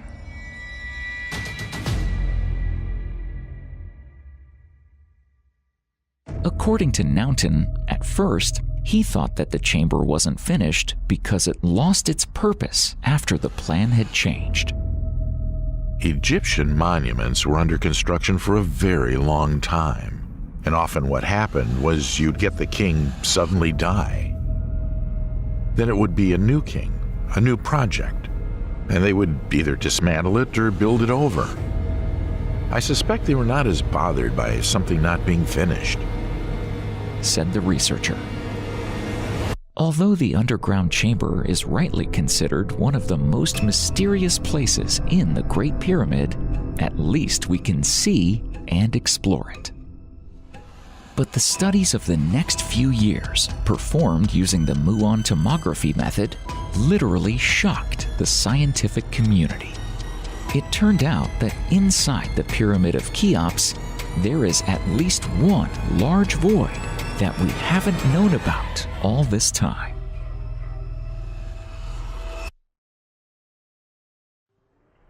In 2015, a high-tech and very promising scanned pyramids project was launched. Scientists from universities of Nagoya, Paris, and Cairo were going to use special cosmic particle detectors to find anomalies inside the pyramid. You can loosely compare this method with X-rays. In the accessible spaces of the pyramid, scientists placed special, highly sensitive plates that registered massive particles called muons. These particles arrive directly from outer space and pierce the pyramid through, leaving a certain projection of the substance density on the detector plates. And so, in October 2017, the participants of the Scan Pyramids project announced a sensational discovery. They managed to find several previously unknown voids in the pyramid. At least one large cavity was clearly detectable. It lies directly above the Grand Gallery, is at least 30 meters long, and has the same width as the gallery. They even began to speculate that these are the real tombs of the pharaoh and his wife. Archaeologists and Egyptologists flatly refused the idea, accusing physicists of misinterpreting the data. The experiments were replicated many times on different equipment by different teams. The skeptics had to admit the Great Void undoubtedly exists. Unfortunately, 5 years have passed since then, with no further progress. Although back in 2017, this discovery seemed incredibly promising and exciting. Chris Naunton believes that much more can be found there than we know now, including the pharaoh's remains. Unfortunately, archaeologists cannot get inside. The fact is that any attempt to go through the pyramid can cause irreparable damage, and this, of course, will never be allowed by the Egyptian Ministry of Antiquities. More mysteries may lie not even in the Great Pyramid itself, but in its vicinity, and not on the surface, but deep under the desert sands.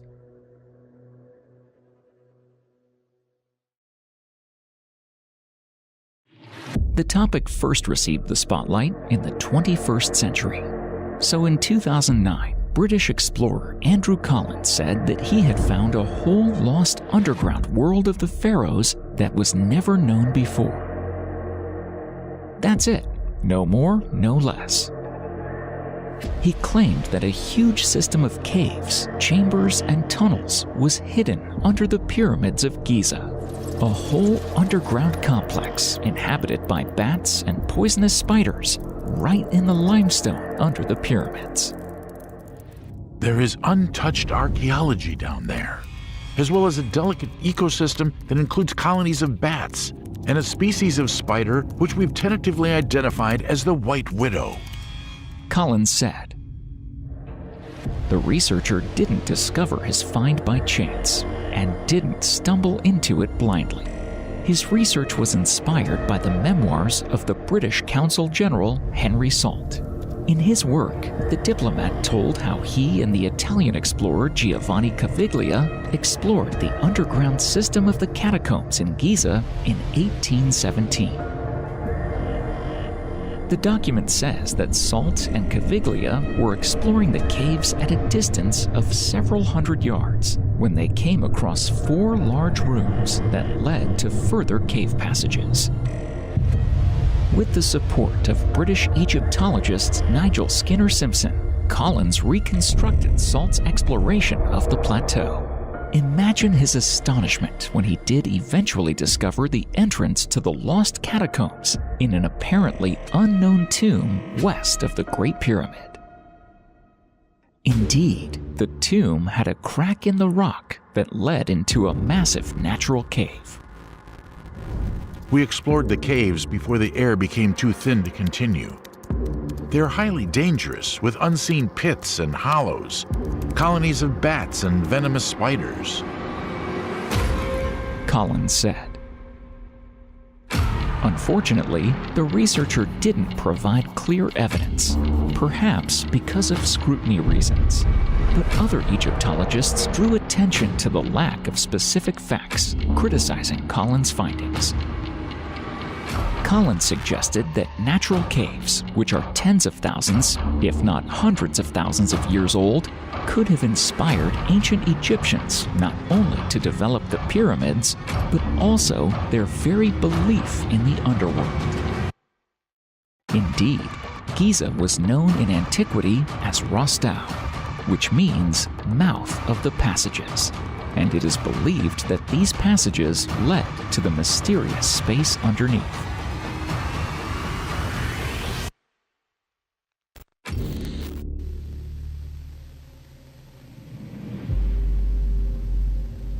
The mouth of the passages is unquestionably a reference to the entrance to a subterranean cave world, one long rumored to exist beneath the plateau. Collins told Discovery News. Quite expectedly, Collins' statement caused a slight stir, skepticism, and even indignation in the Egyptological community. Zahi Hawass, head of Egypt's High Council of Antiquities, flatly denied the discovery. There are no new discoveries to be made at Giza. We know everything about the plateau, he said.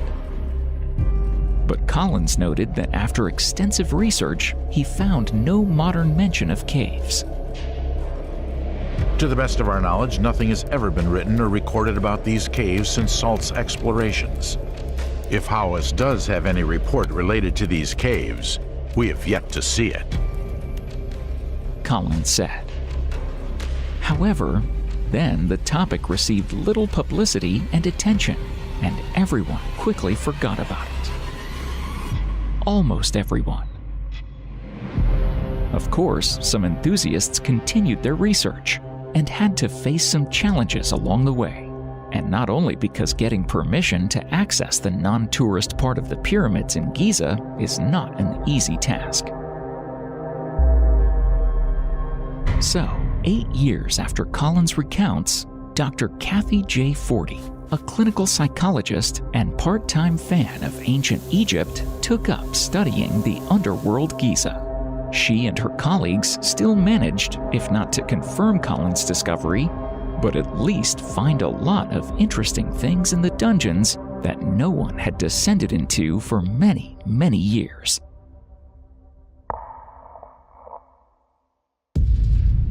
The goal of Forty's expedition was to descend into deep mines, which weren't really a secret, but didn't have particular publicity in popular sources. It turned out that it's difficult to obtain permission to explore what's below the Giza Plateau. Negotiations to enter the hidden mines began in 2017. According to Kathy, at first, the Egyptian authorities greeted the team with suspicion. It took them a long time to figure out who they were, what they wanted, and how they even learned about the mines. They claimed that no one had been there for decades. At first, the 40 team was denied access, but then they managed to get permission. By doing so, Kathy unwittingly opened the way for other explorers, proving that it's possible to get into the dungeons, at least on paper, and this isn't strictly forbidden. 40 tells how at 4:30 in the morning, she, along with her partner and a Giza Plateau inspector, wandered through the desert sands to the mine entrance with some flashlights. This was very serious, and they were even accompanied by a military police escort. They were led to a gloomy entrance with an iron gate. The inspector advised them to be careful and said that the group should expect as many as 3 lower levels. The farthest passages to the water tunnels are over 125 feet, 38 meters underground.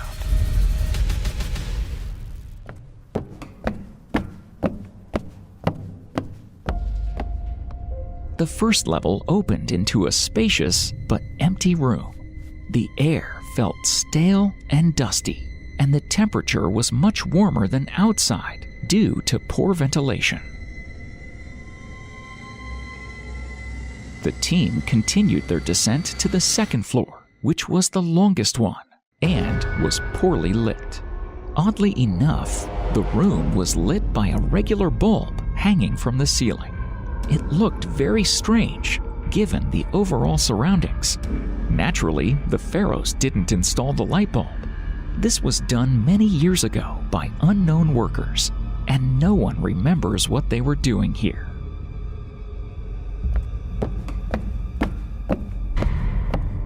The second room was a room with 7 niches for 7 large sarcophagi.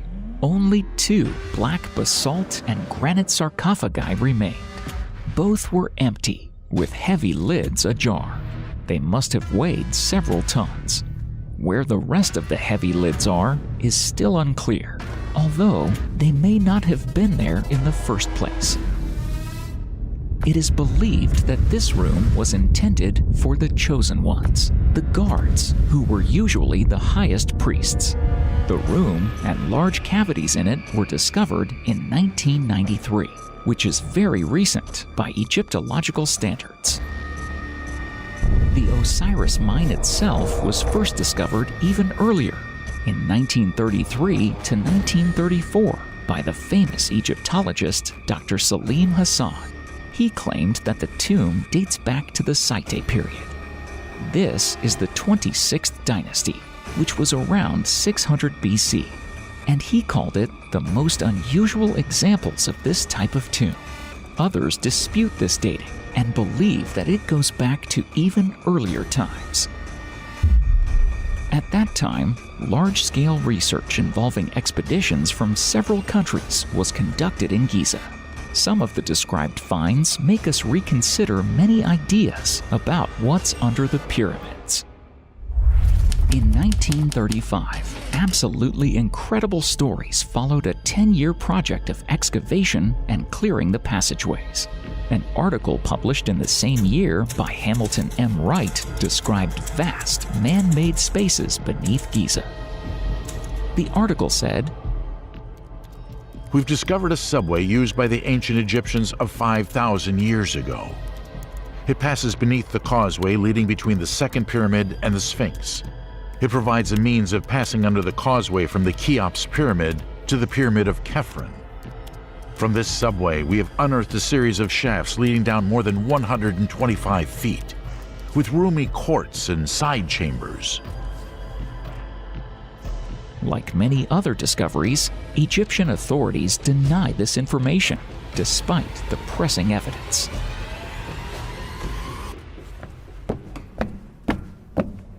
Let's go back to Kathy Forty's expedition. The last frontier which she and her partner passed led them to the last mine. And here it became difficult to pass since the mine was flooded. Yes, there was plenty of water in the Egyptian desert right under the pyramid, and it has been here for a very long time. At least it's known that in 1934, the third chamber was already underwater. Dr. Salim Hassan tried to clean the chamber, but after 4 years of trying to pump it out, the water level hadn't come down, meaning that the source of water here is constant. Local authorities didn't provide any explanations. It's difficult to suspect the Nile River as it's very far away. The group took water samples, and the test results turned out to be quite interesting.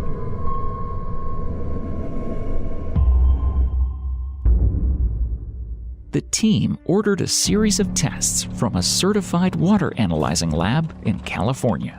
Consultant chemists were also brought in to interpret the test results. The biggest surprise for the 40 group was the water salinity. It turned out to be much higher than in the Nile River, but also significantly lower than in the Mediterranean Sea, where the Nile flows. One might wonder, how so? The hypothesis that salts got into the water directly from the substance of the tunnel walls was disproven right away, as the rock composition was different. So where did this salty water come from? The researchers began to analyze the location of the nearest water bodies, but still came to the most obvious conclusion. The only known lake with salt water in Egypt is Lake Karun, which lies 20 kilometers southwest of the Great Pyramids.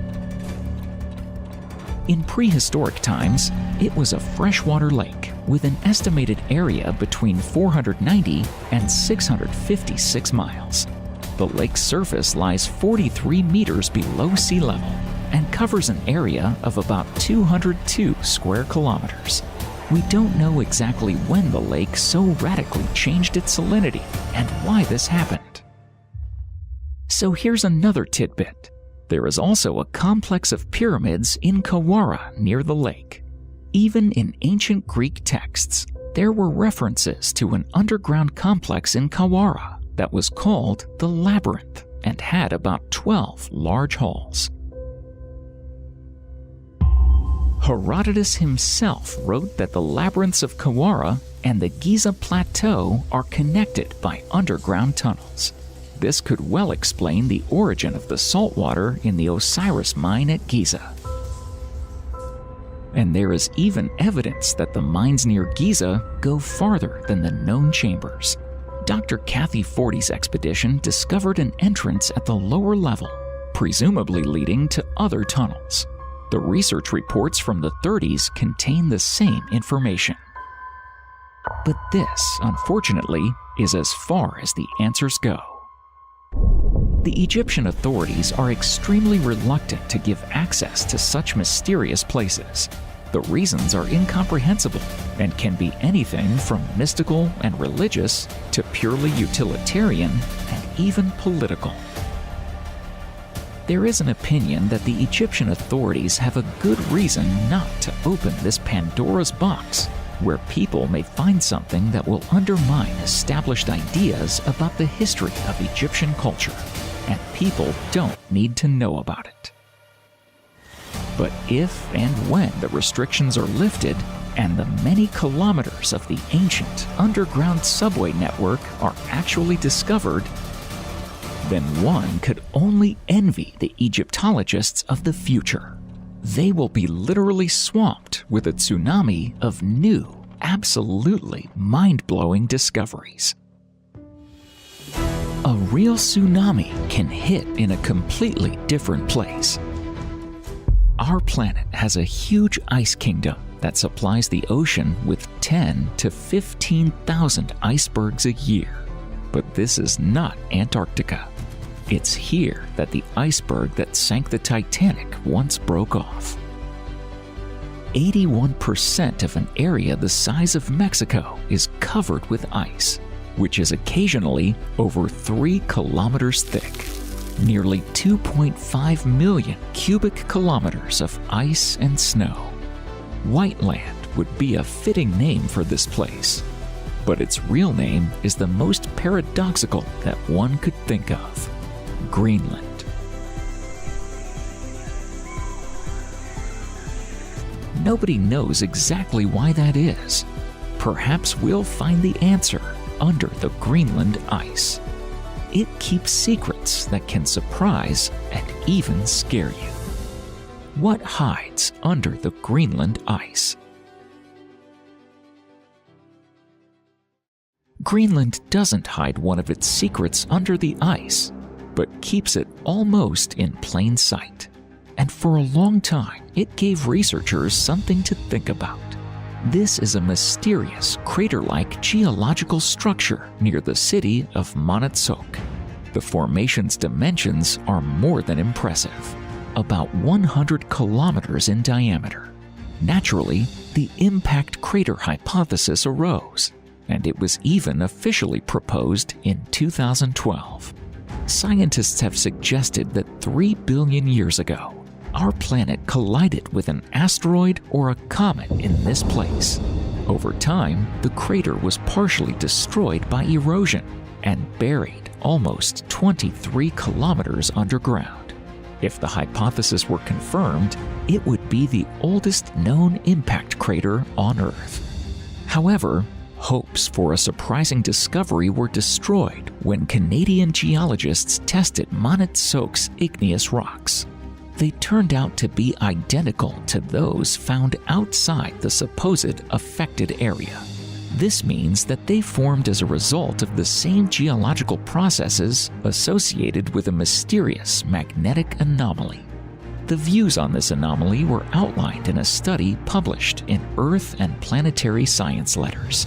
The strange structure appeared not because of a cosmic collision, but due to a mysterious ancient geological process whose nature is yet unknown. So at 2.23 billion years old, the Yarra Bubba crater in Western Australia still retains the title of the oldest known impact crater on the planet.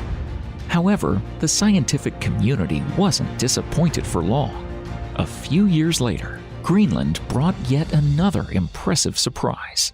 Under the island's ice cap, there was discovered a forest. Of course, to be precise, there were only its signs, but it was still very impressive. And the history of discovery goes far back, almost to the middle 20th century. The U.S. Arctic Military Research Base operated in Greenland from 1959 to 1967. In 1966, scientists conducted a very complex and ambitious experiment, considering the technical capabilities of that time.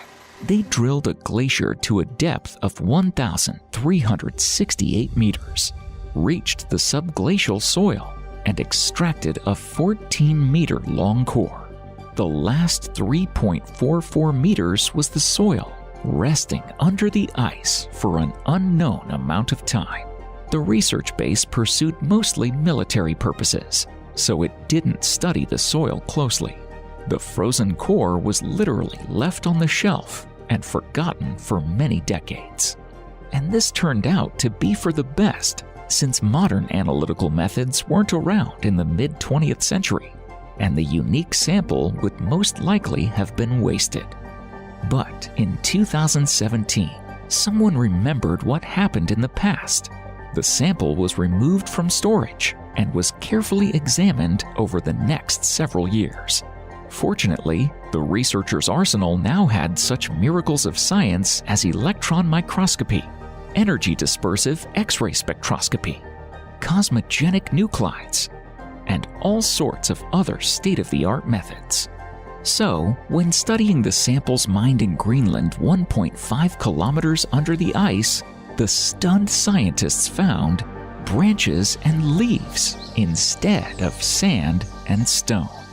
As it turned out, the largest island on Earth didn't have an ice sheet until relatively recently and was covered with green forest.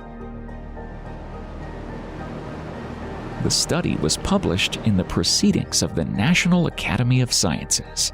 Ice sheets typically pulverize and destroy everything in their path, says Andrew Christ, one of the study's authors. But what we discovered was delicate plant structures, perfectly preserved. They're fossils, but they look like they died yesterday. It's a time capsule of what used to live on Greenland, he explained. The unexpected find is important not only for understanding the Earth's past. According to the most optimistic estimates, Greenland's glaciers, which are melting at a record pace due to global warming, contain enough water to raise global sea levels by over a meter. Understanding how this ice has disappeared in the past will help to better predict climate change that will occur in the next 50 years. And now, let's see another amazing discovery that shook the scientific world in the past 2021.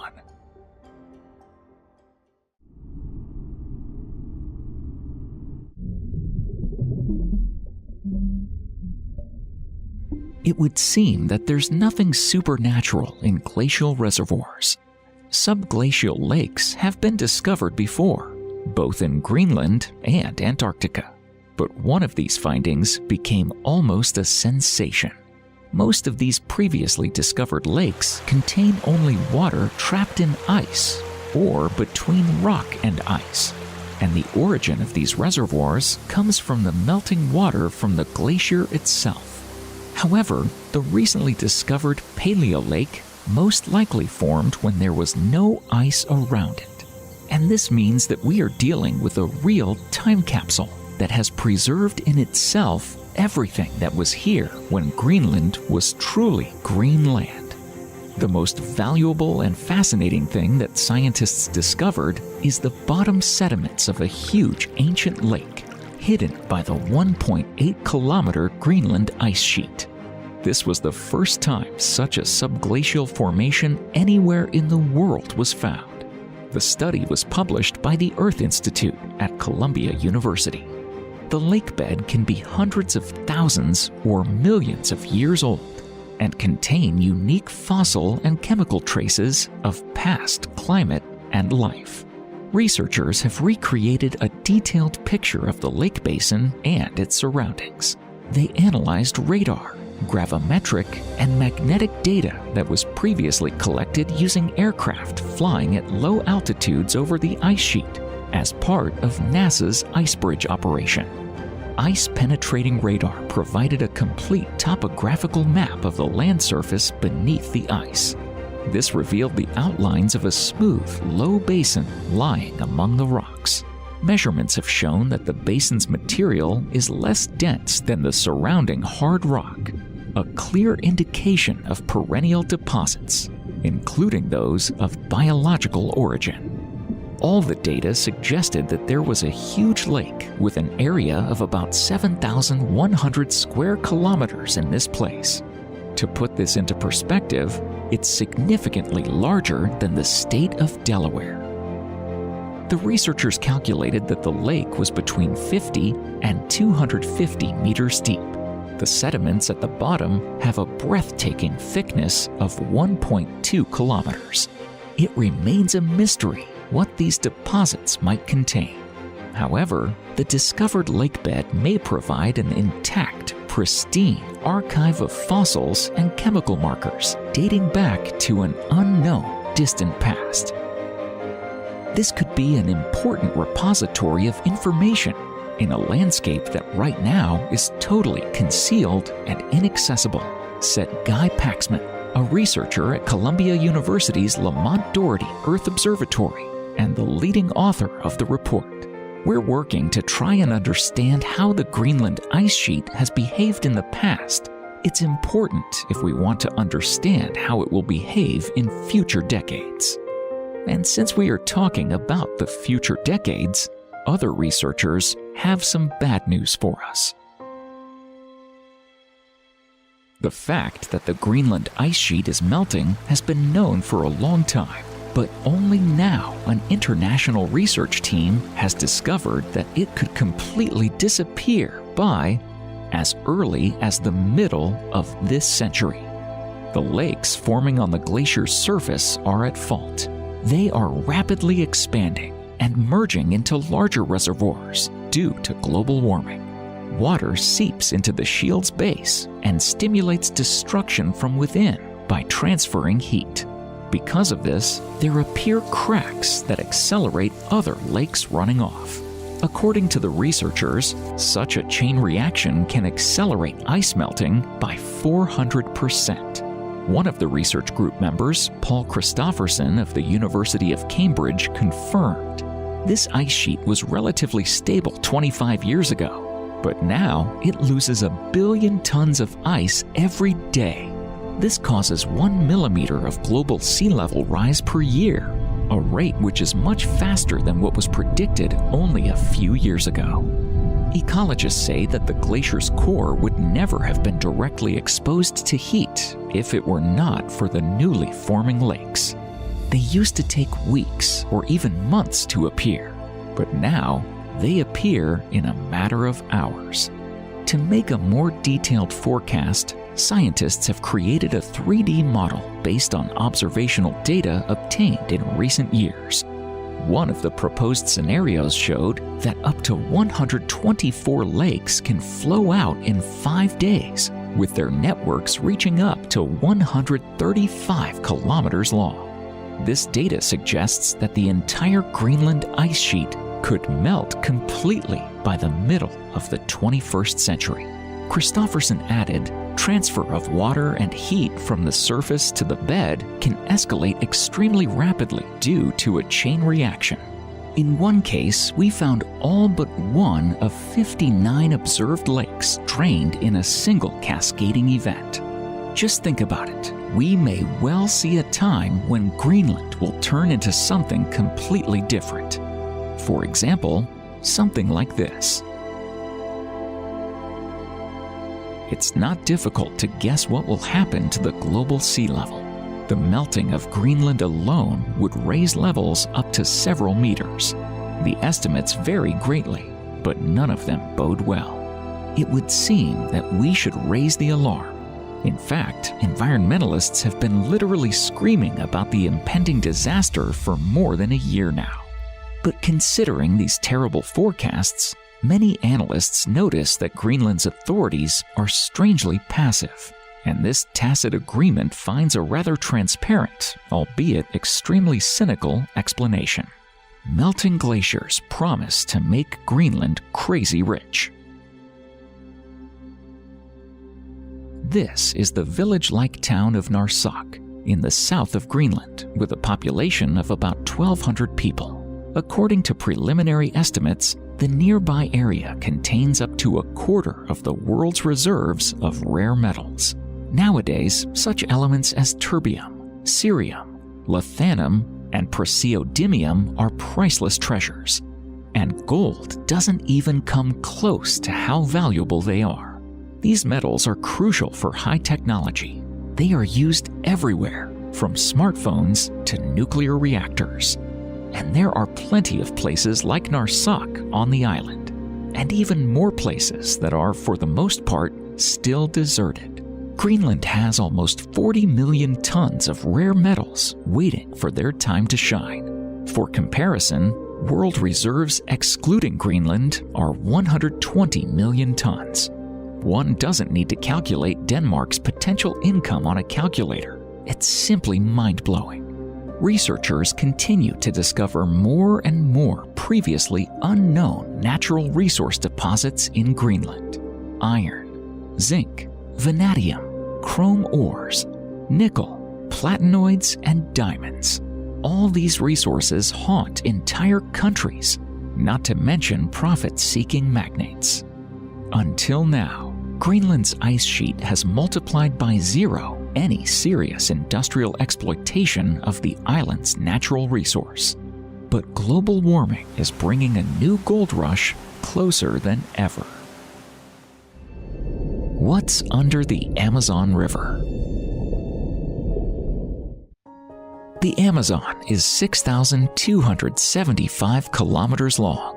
This is the longest river in the world, which combines many smaller rivers. Many will object, saying that the longest river is the African Nile. But this question is still debatable in the scientific community and is subject to multiple interpretations. The main question is, what is considered the source? If the head of the river is Maranon, then the Amazon is 6,400 kilometers long.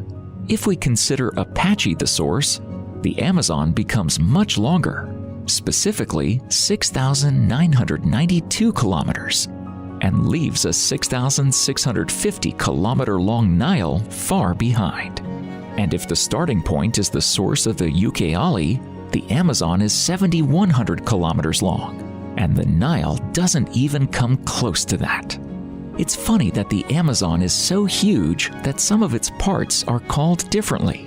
Even without taking into account the confusion about the starting point, the Amazon changes its name 6 times along the way from west to east. In its middle part, the locals call it Solimoes, and only the last relatively straight segment of the river, which accounts for 1/3 of its total length, is called the Amazon. Many major tributaries of the Amazon get their names from the watercolor. And here, nature has a lot of fun playing with colors. For example, the water in Rio Negro appears black, while in Madeira it appears golden scarlet, resembling the wine of the same name. Near Manaus in Brazil, the Rio Negro merges with the yellow and murky waters of the Solimões, rushing down the slopes of the Andes. The 2 rivers fall into one bed, and for a long time act like 2 immiscible liquids. The entire Amazon basin is a huge lowland covered with rainforest, occupying the northern part of South America. This territory spans across Brazil, Colombia, Peru, and Bolivia. The basin area is 6.5 million square kilometers. This is about 5% of the entire land surface of the planet.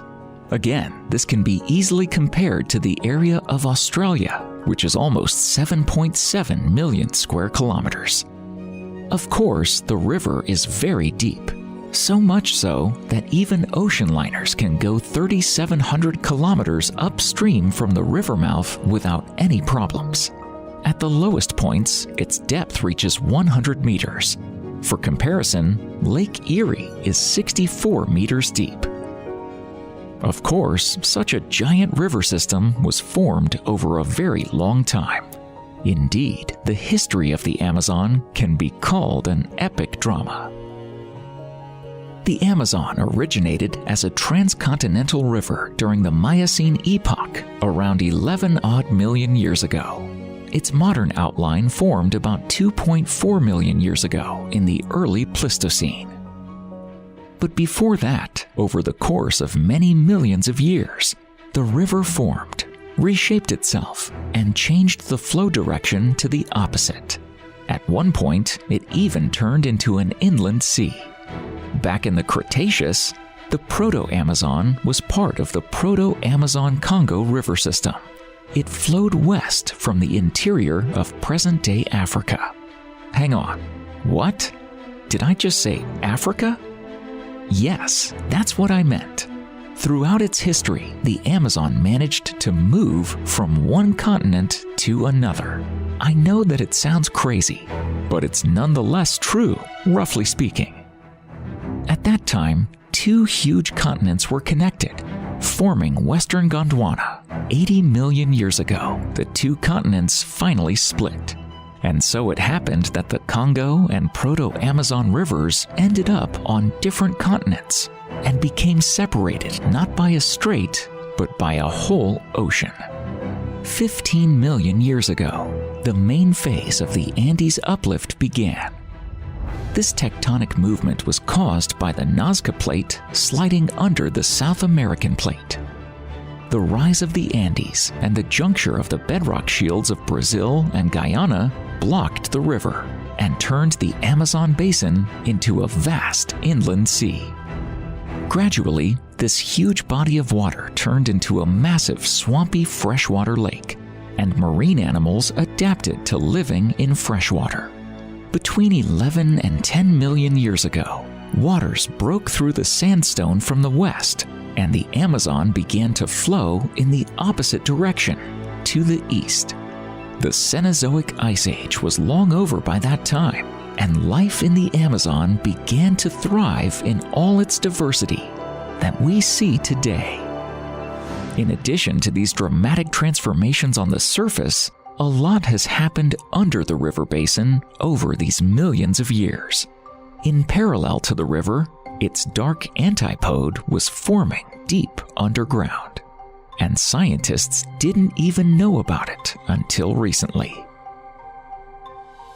In 2011, at the 12th International Congress of the Brazilian Geophysical Society in Rio de Janeiro, a group of scientists presented the results of extensive geologic research of the Amazon basin. The report rekindled the scientific community's interest in the basin and became a source of much debate. Indian scientist Walia Manatal Hamza of the National Observatory in Brazil and colleagues used data collected from 241 abandoned oil wells in the area. Calculations have shown that there must be a large underground flow in this region.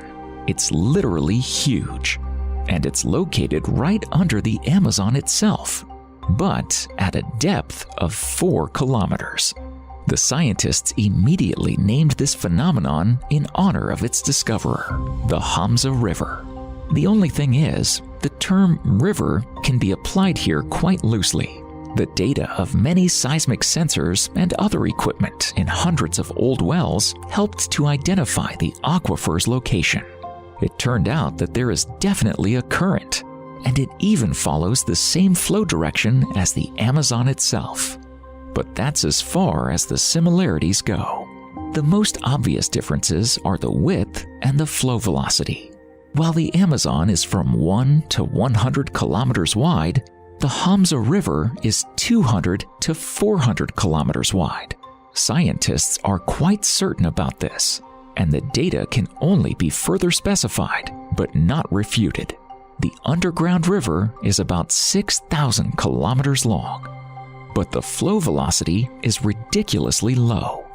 While the average velocity of the Amazon is about 5 meters per second, the Hamza's speed is less than a millimeter per second. That is, Hamza doesn't really deserve to be called a river. This can be compared to glaciers' velocity. Therefore, even the discoverer, Walia Hamza himself, admits that the term river can only be loosely applied in this case. However, due to its immense capacity, the river Hamza contributes to the waters of the Atlantic. The discharge is about 3,000 cubic meters of water per second. Like the gloomy Amazon's twin, the Hamza follows its channel and flows into the ocean deep below its surface when passing from west to east. The Hamza and the Amazon rivers represent an unusual geological system of 2 rivers flowing at different levels of the Earth's crust. They are both major drainage systems of the Amazon basin.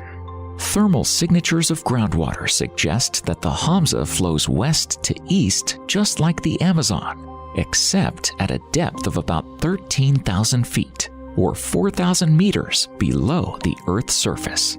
Computer simulations suggest that a higher depth of about 2,000 feet, or 600 meters, The river actually flows vertically. But no matter how unusual the very existence of these rivers are, the most interesting and even somewhat creepy tidbits about the history of this region were discovered much higher. Look at this fossilized bone. Nothing special, right? It's just a vertebra after all. But this is a vertebra of a snake. Well, you can say, why not? There exist some huge snakes, like anacondas. There's no doubt about that, but here's an anaconda vertebra for comparison. How do you like that now? What kind of ancient monster is this, that even the anaconda looks like a dull worm compared to it? A few million years after the well-known meteorite that killed the dinosaurs, Titanoboa appeared on the territory of modern Colombia. This is the largest snake ever. It could be up to 13 or even 15 meters long and weigh over a ton. The longest modern snake, the reticulated python, is half as long, no more than 7.5 meters. Such a monster, it would seem, could choose anything on the prehistoric menu, even ancient turtles or crocodile ancestors. But in fact, as surprising as it sounds, it mostly ate regular fish. Just as giant whales prefer microscopic plankton and all kinds of small fish. Titanoboa became extinct long ago, but there are still enough creatures in the Amazon basin that it's better to avoid. In the Amazon forests, there are about 100 species of poisonous frogs alone. Some can literally kill a person with one touch. Then there are crocodiles, electric eels, piranhas, poisonous snakes, vampire bats, and big wild cats. Brazilian wandering spiders can also be found here. For a long time, they were considered the most poisonous among arachnids, and even got into the Guinness Book of Records in 2010. Since then, it has lost this title, but doesn't make it any less dangerous. The famous bullet ants also live in these places. They got their formidable name from the most painful bites that can hurt up to 1 day.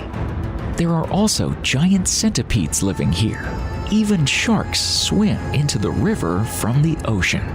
Moreover, the anaconda mentioned earlier also inhabits these lands. It's hard to imagine how some human tribes live here. They still preserve their original culture and are reluctant to contact civilization. But they have lived here since time immemorial. Archaeologists are still finding traces of ancient civilizations. Most recently, monumental structures abandoned almost 600 years ago were discovered, which were hidden from the eyes of researchers in the dense forests of Bolivia. A large-scale study about this was published in Nature. The history of this discovery began 20 years ago, when German scientists Dr. Heiko Prumers from the German Archaeological Institute and Dr. Carla James Betancourt from the University of Bonn began archaeological excavations on 2 mounds near the village of Casarabe in Amazonian Bolivia. This area is known as Llanos Mojos. It lies in the southwestern part of the Amazon River Valley. Llanos Mojos is a plain that is flooded during the rainy season due to the rising water level and remains underwater for several months a year. Apparently, this cyclicality has been observed here for many hundreds of years. Such natural conditions, it would seem, aren't suitable for permanent settlements. However, it is here that scientists have discovered many traces of an ancient pre-Columbian culture. Its time frame is not exactly established. Archaeologists suggest that it was at its peak around the end of the 1st and beginning of the 2nd millennium AD. It was named after the nearest village, Casarabe. This culture's traces include not only man-made mounds, but also roads and canals. They often run for several kilometers in an absolutely straight line, cutting right through the terrain. Furthermore, scientists found that the settlements of the Kasarabe culture occupied an area of about 16,000 square kilometers, and the mounds turned out to be the destroyed foundations of the pyramids and other buildings. It became more and more interesting, and no one could even imagine what else was hiding under the Amazon basin in the upper soil layers and the forest's shadow. The architectural details of the monumental structures and their surroundings were hidden by dense Amazonian vegetation. To learn more about these mysterious places, researchers used LiDARs for the first time in the Amazon Valley region. These are laser rangefinders that scientists have adapted to scanning terrain from height. The LiDAR was attached to a helicopter, which then circled the area. A high-precision laser device produced 1.5 million pulses per second, which made it possible to create a fairly accurate three-dimensional map of the territory. When the scientists superimposed the previously available maps with the locations of the Kasarabe culture artifacts on a new digital model, they opened up a striking view of two large areas of 147 and 315 hectares with a rather complex planning system. So far, we can't estimate how many people lived there. However, the layout of the settlements themselves suggests that a large and well-coordinated team worked here. Previously, the settlements have already been found in other parts of the world, namely in Southeast Asia and Central America, in Sri Lanka. But only with the discovery of the Kasarabe culture, scientists were able to state for the first time that such settlements existed in pre-Hispanic times in the Amazon Valley. The researchers emphasize that we are just starting the real archaeological work in this region. The challenge for the future is to understand how these ancient cities functioned, where the settlers came from, and where they went. Radiocarbon analysis showed that the Kasarabe culture settlements were abandoned around 1400 AD. Why? For now, it remains a mystery. The Amazon basin holds many more mysteries like this, and sometimes, as you can see, we don't even have the slightest idea about their existence. Well, hopefully, the more interesting it will be to find out the answers.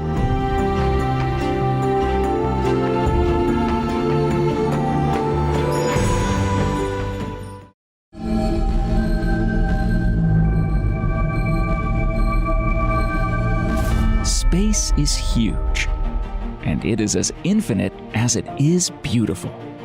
Everything is perfect. Amazing geometry of impeccable shapes of any scale. And one of the brightest examples is right here on this side. Even the smallest children recognize this planet. Thanks to the Cassini mission, we have received many breathtaking images of Saturn rings from different angles. With bated breath, we imagine how this aesthetic sight would look in real life if we were on Saturn. It's a shame that the universe decided to show us this dazzling beauty only from afar. But what if our planet could also have rings? Maybe our dream comes true one day, and we'll even witness this great event. But it raises some questions. How quickly will we regret our dream's fulfillment and begin to beg fate to return everything back? If the Earth had rings. In 1610, Saturn and its rings were first observed by Galileo Galilei, but he couldn't see the rings around the planet. His signature 20 times telescope was a landmark invention of its time, but fell short even of modern smartphones. The great astronomer described what he saw as strange appendages on the sides of the planet. Galileo needed to name this phenomenon, and so he came up with an anagram. don't try to read it for fear of calling the devil himself. The anagram stands for, I have observed the most distant planet to have a triple form. A few decades later, another great astronomer, Christian Huygens, upgraded Galileo's telescope, creating his own device with a 50 times magnification. So it was beyond doubt that Saturn was surrounded by a ring. And as late as 1675, Giovanni Domenico Cassini discovered at least 2 rings nested inside one another. Now we know for sure that there are a lot of these amazing structures. They consist of small ice particles, silicate dust, grains of sand, etc. Less often, one can come across asteroids and even Jupiter's satellites. Yes, some of Jupiter's moons are right in the ring's plane. There are different theories as to where the rings came from. According to one, they formed simultaneously with the planet 4.5 billion years ago. Another one poses this is what's left of destroyed comets pulled by Saturn's gravity. The rings are located exactly in the equator's plane, and this applies not only to Saturn's rings. This occurs due to the fact that the planets are not perfectly spherical, but slightly flattened due to rotation. This makes only the equatorial orbit gravitationally stable. Saturn has many rings that move unevenly. That's why there are clear boundaries between them.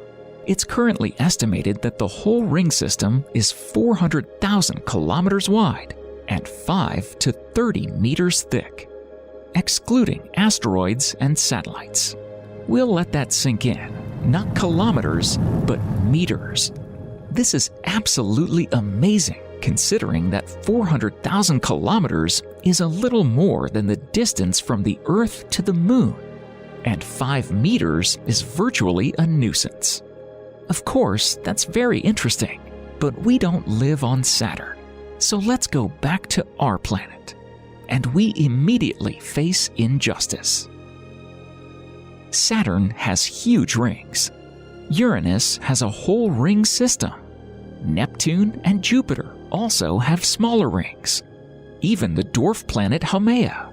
The asteroids Chariklo and Chiron have rings. The question arises, what is wrong with Earth? Why doesn't it have rings? The answer is, for no particular reason. It's just the way it is, because it didn't work out. It's nobody's fault. But perhaps they were before. 4.5 billion years ago, 2 planets collided. One was the size of the Earth. The other was the size of Mars. The second only tangentially touched the first. But the impact energy was enough for the small planet to collapse almost completely and impact the first one, scattering a lot of fragments nearby, which became the building blocks for a ring system around the planet. Then, a satellite of the first planet formed from the second planet's remnants, and the matter from the rings. Have you already guessed? It's about the Earth and a hypothetical planet, Theia. This dramatic scenario gave rise to the giant impact theory, a common hypothesis on moon formation. This would all be really exciting if we had a time machine. But wait, what if Earth rings would suddenly appear right now? It might seem incredible. How could they, after all? But at least this isn't against any laws of physics and the current alignment of forces in the solar system. Suppose a large asteroid will fly close to the Earth. It will be pulled by its gravity and gradually reach the Roche limit. This is the critical distance where the smaller body begins to fall apart due to tidal forces. Asteroid fragments would collide, breaking up into smaller pieces. They would gradually line up along the equator and form planetary rings. With some luck, it won't take long, and we won't have to invent immortality to see what happens next. Let's imagine that the rings have already formed, and humanity hasn't gone mad when astronomers were screaming about the approaching asteroid. How big could the rings be? To remain relatively stable, the rings need to be well above the exosphere, the lower boundary of the uppermost layer of our atmosphere, which is above 10,000 kilometers from the Earth's surface. Theoretically, the rings can extend farther for many tens of thousands of kilometers. But it's more likely that the rim of the Earth's rings will be less than 5,000 kilometers wide. The diameter of the entire system will be a little over 40,000 kilometers. This is far from the size of Saturn's rings, which are hundreds of thousands of kilometers. But when observed from Earth, it will still be something grandiose. Since the Earth's rings will be composed of silicate dust, grains of sand, and pebbles, they won't shine as brightly as Saturn's ice rings. But believe me, it would be enough to instill a sense of awe. The rings will be visible from anywhere in the world. Somewhere more, somewhere less, depending on the latitude of the observer. Even at the North and South Poles, a small arc of rings will be seen on the horizon. In temperate latitudes of both hemispheres, one will get the best view. For example, from New York, the rings will look like giant wide arches crossing the entire sky from the south side. And at the equator, the rings will be visible edge-on right at the zenith. A smooth, sparkling line from one horizon to the opposite at a right angle.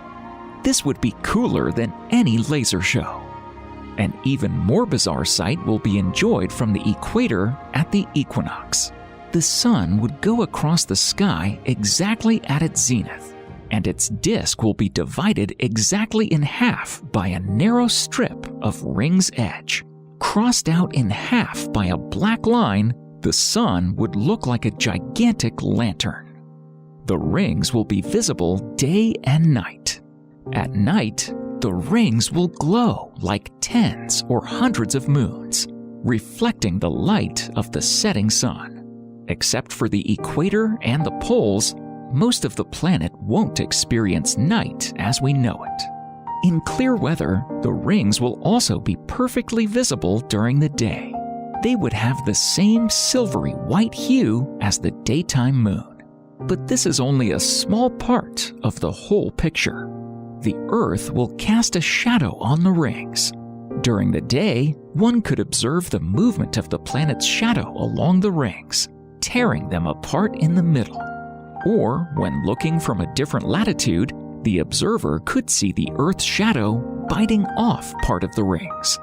But there's far more to it. The real magic would happen when the sun passes through the sky behind the rings. Probably some areas won't completely overshadow the sun, but refract and scatter the rays. Passing through the ring's plane, sunlight can become orange or red as at sunset. Perhaps the most impressionable viewers have already thought, if only we could see this bizarre light show. But any astronomer would be horrified by such a prospect. And rightfully so, as this charming miracle has a very creepy downside. We found out that the ring system will form in the equator plane. But there we already have man-made rings, i.e. geostationary satellites. Here is how it looks in sensitive optics. So most likely, we'll lose satellites. Some of them will be destroyed by fragments, and some will leave orbit due to gravitational disturbances. If any remain, they are bound to malfunction. Satellite communications, television, meteorological observations, and much more may go down the drain. And not only won't we be able to launch new satellites, but we'll have no way of exploring space. But that's not a big deal. In the end, NASA will come up with something. Or we'll get grandmother's rotary phones from the closets, and civilization will gradually go steampunk. Why not? But Earth rings will give us so much trouble that not only NASA, but even Chuck Norris couldn't cope with. For example, we all know how quickly it becomes cold once the twilight sets in. But even though it would take many years for rings to appear, We'll feel the first disturbing red flags as early as the first days. It will get really cold really fast. According to various estimates, 2 years after ring formation, winters on our planet will become twice as cold. The climate will be totally disrupted. This will entail not just another big extinction of species. Planetary rings will bring us a new ice age. Plants will die, and oceans will freeze. Optimists might think that it's not all that bad. Over time, the rings would disappear, and life on the planet would flourish with renewed vigor, as it happened more than once in history. That's right, but there is a caveat. NASA scientists recently realized that Saturn's rings will definitely disappear in almost 100 million years. No one knows how long it would take for Earth's rings to. Do you still want to see Earth rings in real life?